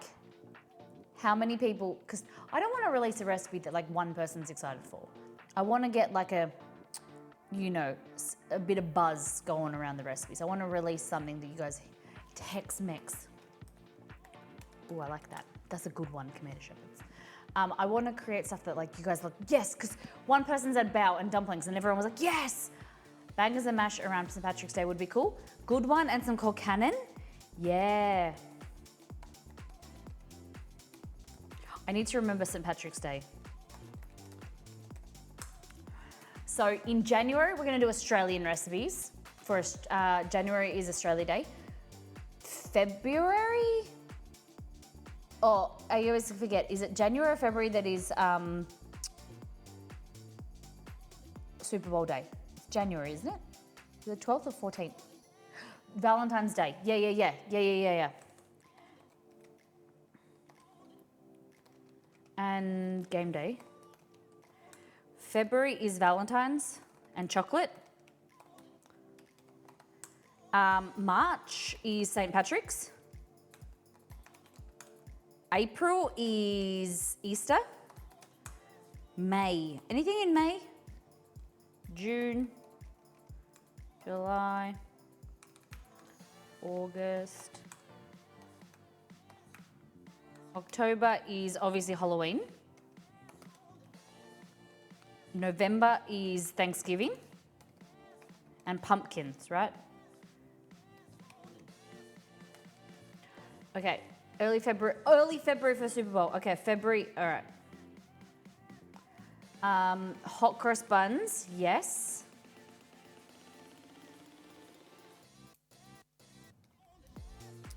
May, my birthday.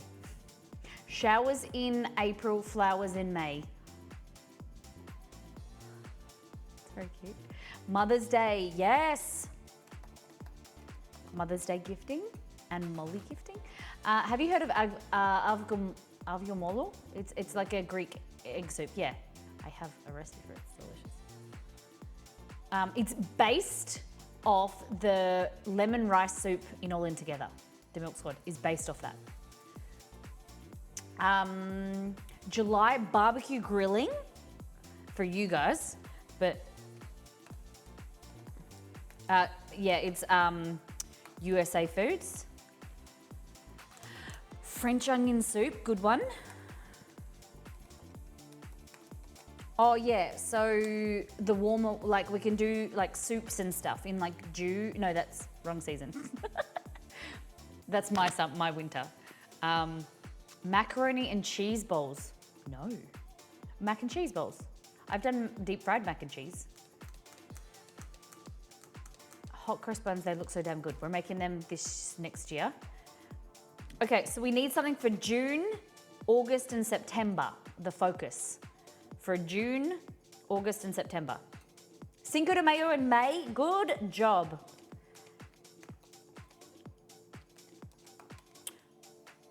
Po' boys, oh yes. That's a good one. Okay, so let me know if what else we can add things like as we go. We can always do more in the month. So January is Aussie food and game day food in preparation for Super Bowl. February is Valentine's Day and chocolate. March is St. Patrick's Day. April is Easter and hot cross buns and Easter foods. May is Mother's Day, Cinco de Mayo. June, not sure. July, barbecue grilling, USA Foods for 4th of July. August, nothing. September, nothing. October, Halloween. November, Thanksgiving. December, Christmas. In September, October 1st. Good one. Greek pastry recipe where there are swirls of pastry fried and sprinkled with. Oh, that's a good idea. Hold on, stupid request, but isn't recipe letter. I'd like a knife skills portion. Okay, that's a good one. I like that.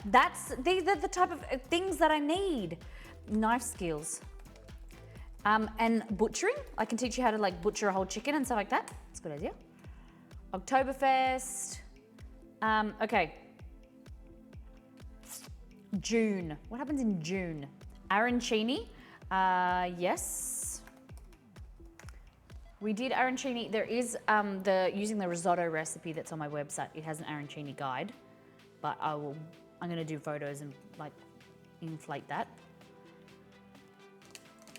Fillet of fish, that's a good one.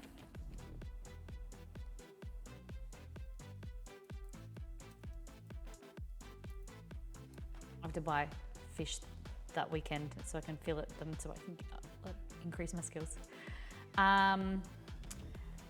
Hurricane Maine, All In Together. Our recent cookbook has a birria taco recipe. We call it birria-like because it uses ingredients that you will find in your regular grocery store. They're not all the fancy chilies and things like that.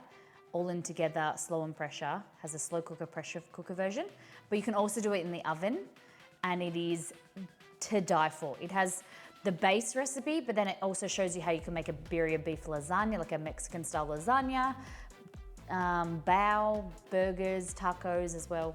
It's amazing. Yeah. So if you're wanting a birria taco recipe, grab the cookbook. It's available in the physical book and the cookbook. It comes with free shipping, or the ebook is delivered straight to your door straight away. Straight to your mailbox. Email. I'm ready to, yes, yeah. May, June, graduation season. Okay,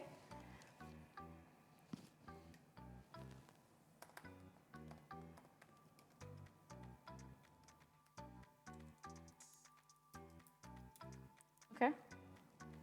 August. It's in August. I feel like there's something we're missing in August. We'll just have to find Creator Month. So, Mother's Day, Cinco de Mayo in May. Graduation season in the US for June. July, barbecue grilling. August, not sure. Oktoberfest, Halloween, Thanksgiving. When's pumpkin season start? Some kind of stuffed chicken. Ooh, that's a good one.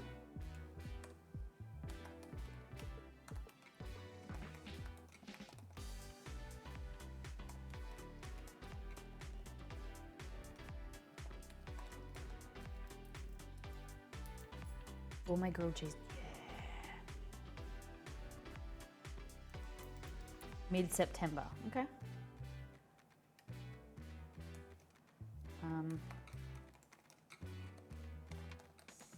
Cool.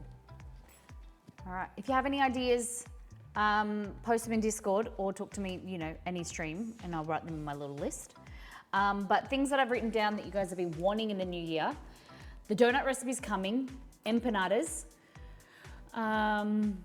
Then we've got mochi, mud cake, German chocolate cake, dumplings, pork buns, or with dough troubleshooting.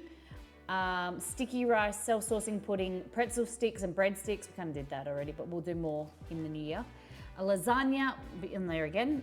Broccoli cheese poppers, chicken pot pie, potato skins, pies, broccoli cheese rice, spanakopita, candied ham, buffalo chicken, eggs Benedict with like variations with like pulled pork or whatever, pierogies, dumplings, pizza rolls, bao, cheese and Vegemite muffins, one pan meals, barbecue meatloaf, copycat McDonald's apple pies, cinnamon rolls, one ingredient multiple ways, toad in a hole, Tex-Mex recipes, bangers and mash for St. Patrick's Day, French onion soup, po' boy, arancini, stuffed chicken with goat's cheese and thyme. Or I don't really do beer cheese. I'm really sorry. I don't like it. Sushi? Yeah, we can do some molly sushi. I'm not very good at it, but I can teach you some nice flavors and things. King cake, New Orleans food. Is that for February? Thank you, Morgo. Mardi Gras.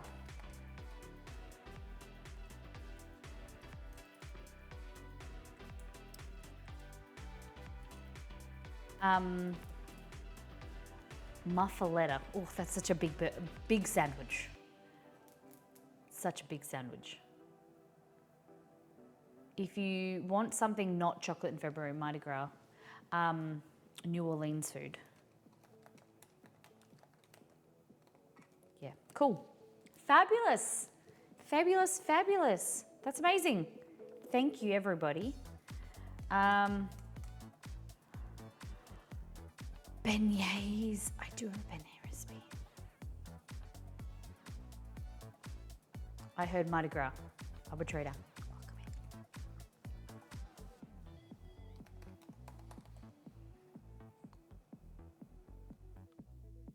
I've seen your gin recipe. I used to hate gin, but discovered it's the tonic I hate. Changed to elderflower and now love it. What do you mean that you changed to elderflower? Elderflower what? Like elderflower soda? Yeah, tonic can be one of those things that you love or hate. One thing about tonic water that not many people know, tonic is based on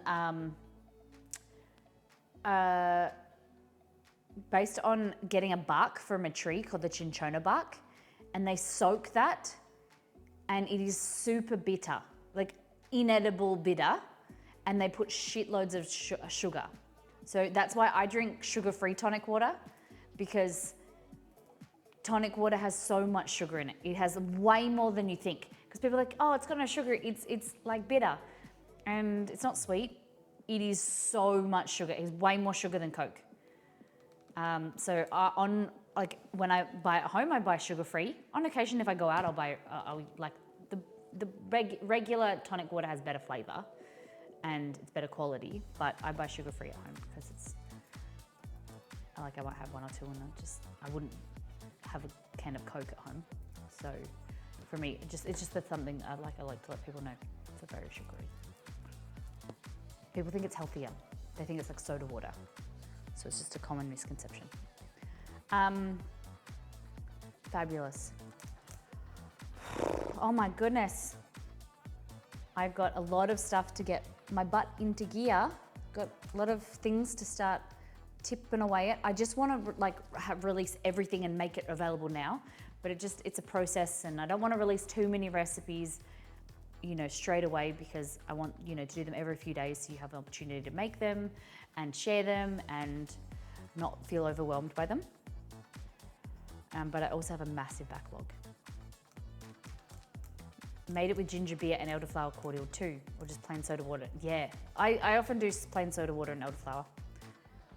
You've got to keep us wanting more. I do, but I want them to be as available to as many people as possible, and I want to see you guys making them and telling me about them and posting your results or telling me how I can improve them, things like that.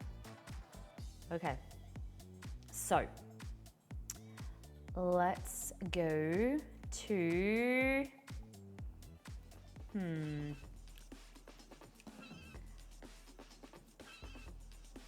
guys, I am tired. Oh, how do you guys do anything for Christmas, like go and visit Christmas lights? Like, it's a thing in Australia, especially in my state, like my area now. They're quite famous for the canals.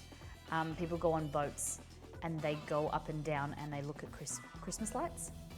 And in the city, like, you can walk around different people's houses in the streets. They block them off from cars and you walk down them and you can make a donation and they donate it to charity. It's massive here.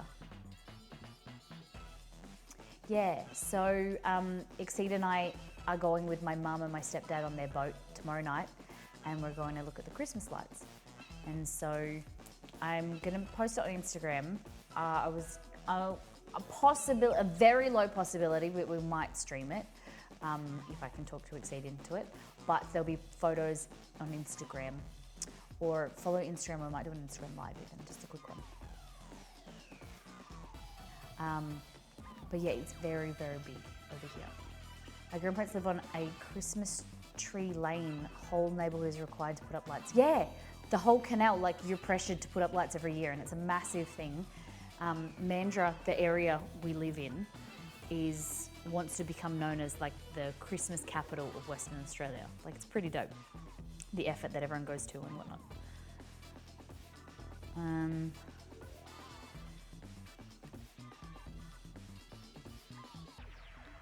Do.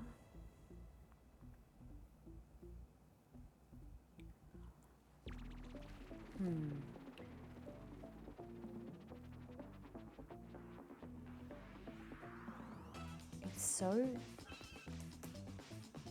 interesting. I don't recognize anyone in the food and drink community. So many new people. It's so cool.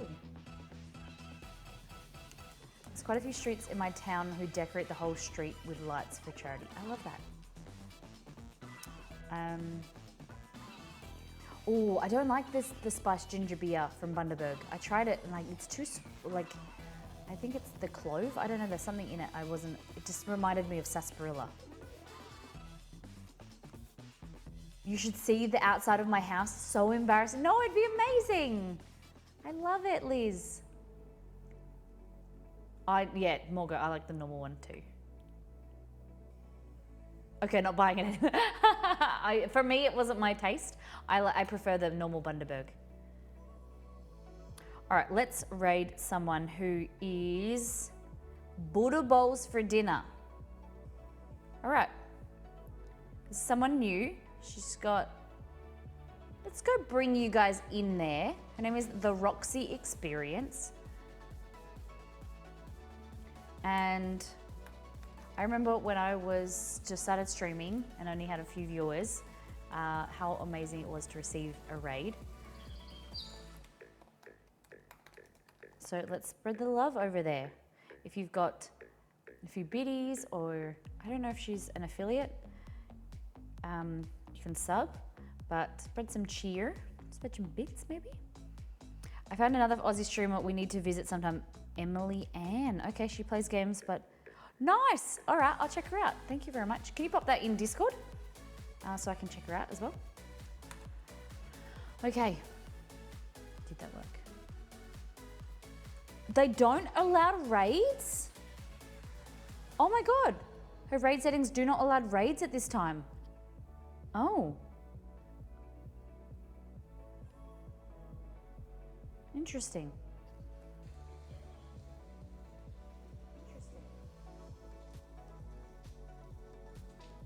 Okay.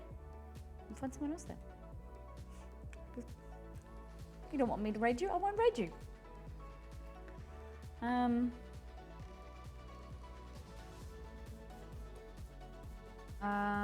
Okay. Let's raid this person.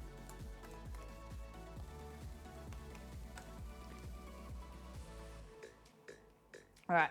I always get nervous when it comes up with a mature audience thing, but we're gonna go and raid Danny. She's doing baking cookies and chill. We're going to give her a follow and jump over there. Thank you everyone for your support today. Liz, thank you for giving us Nights Camp. Liz as well to Dex, Fit for Purpose for the raid, Mrs. Ruby for the raid, Dex for the $100 tip, and Roscoe for the raid as well. Thank you everyone.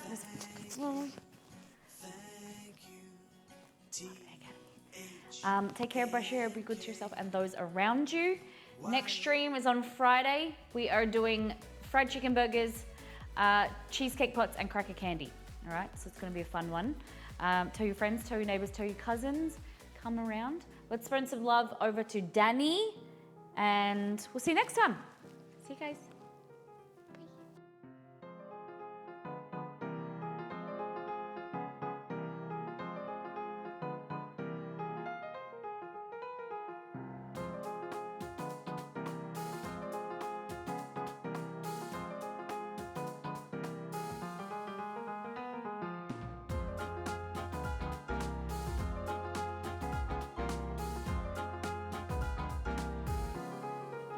All right, so I think she went offline.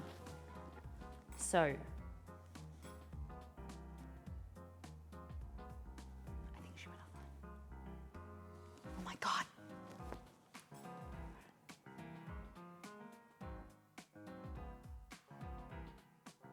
Is she there?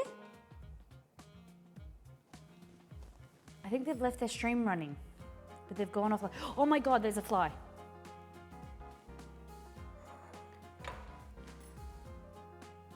Oh, is she alive now? Okay, EMMILY. I trust you. Oh my God, I just wrote in someone else's chat. Oh my God. I shouldn't be allowed to do this. Okay.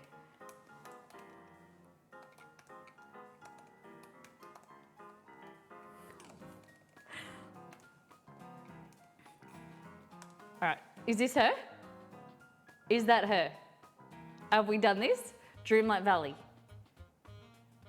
Intended for mature audiences? Yes, all right. Take care, brush your hair, be good to yourself and those around you. Copy and paste this. Give us some love.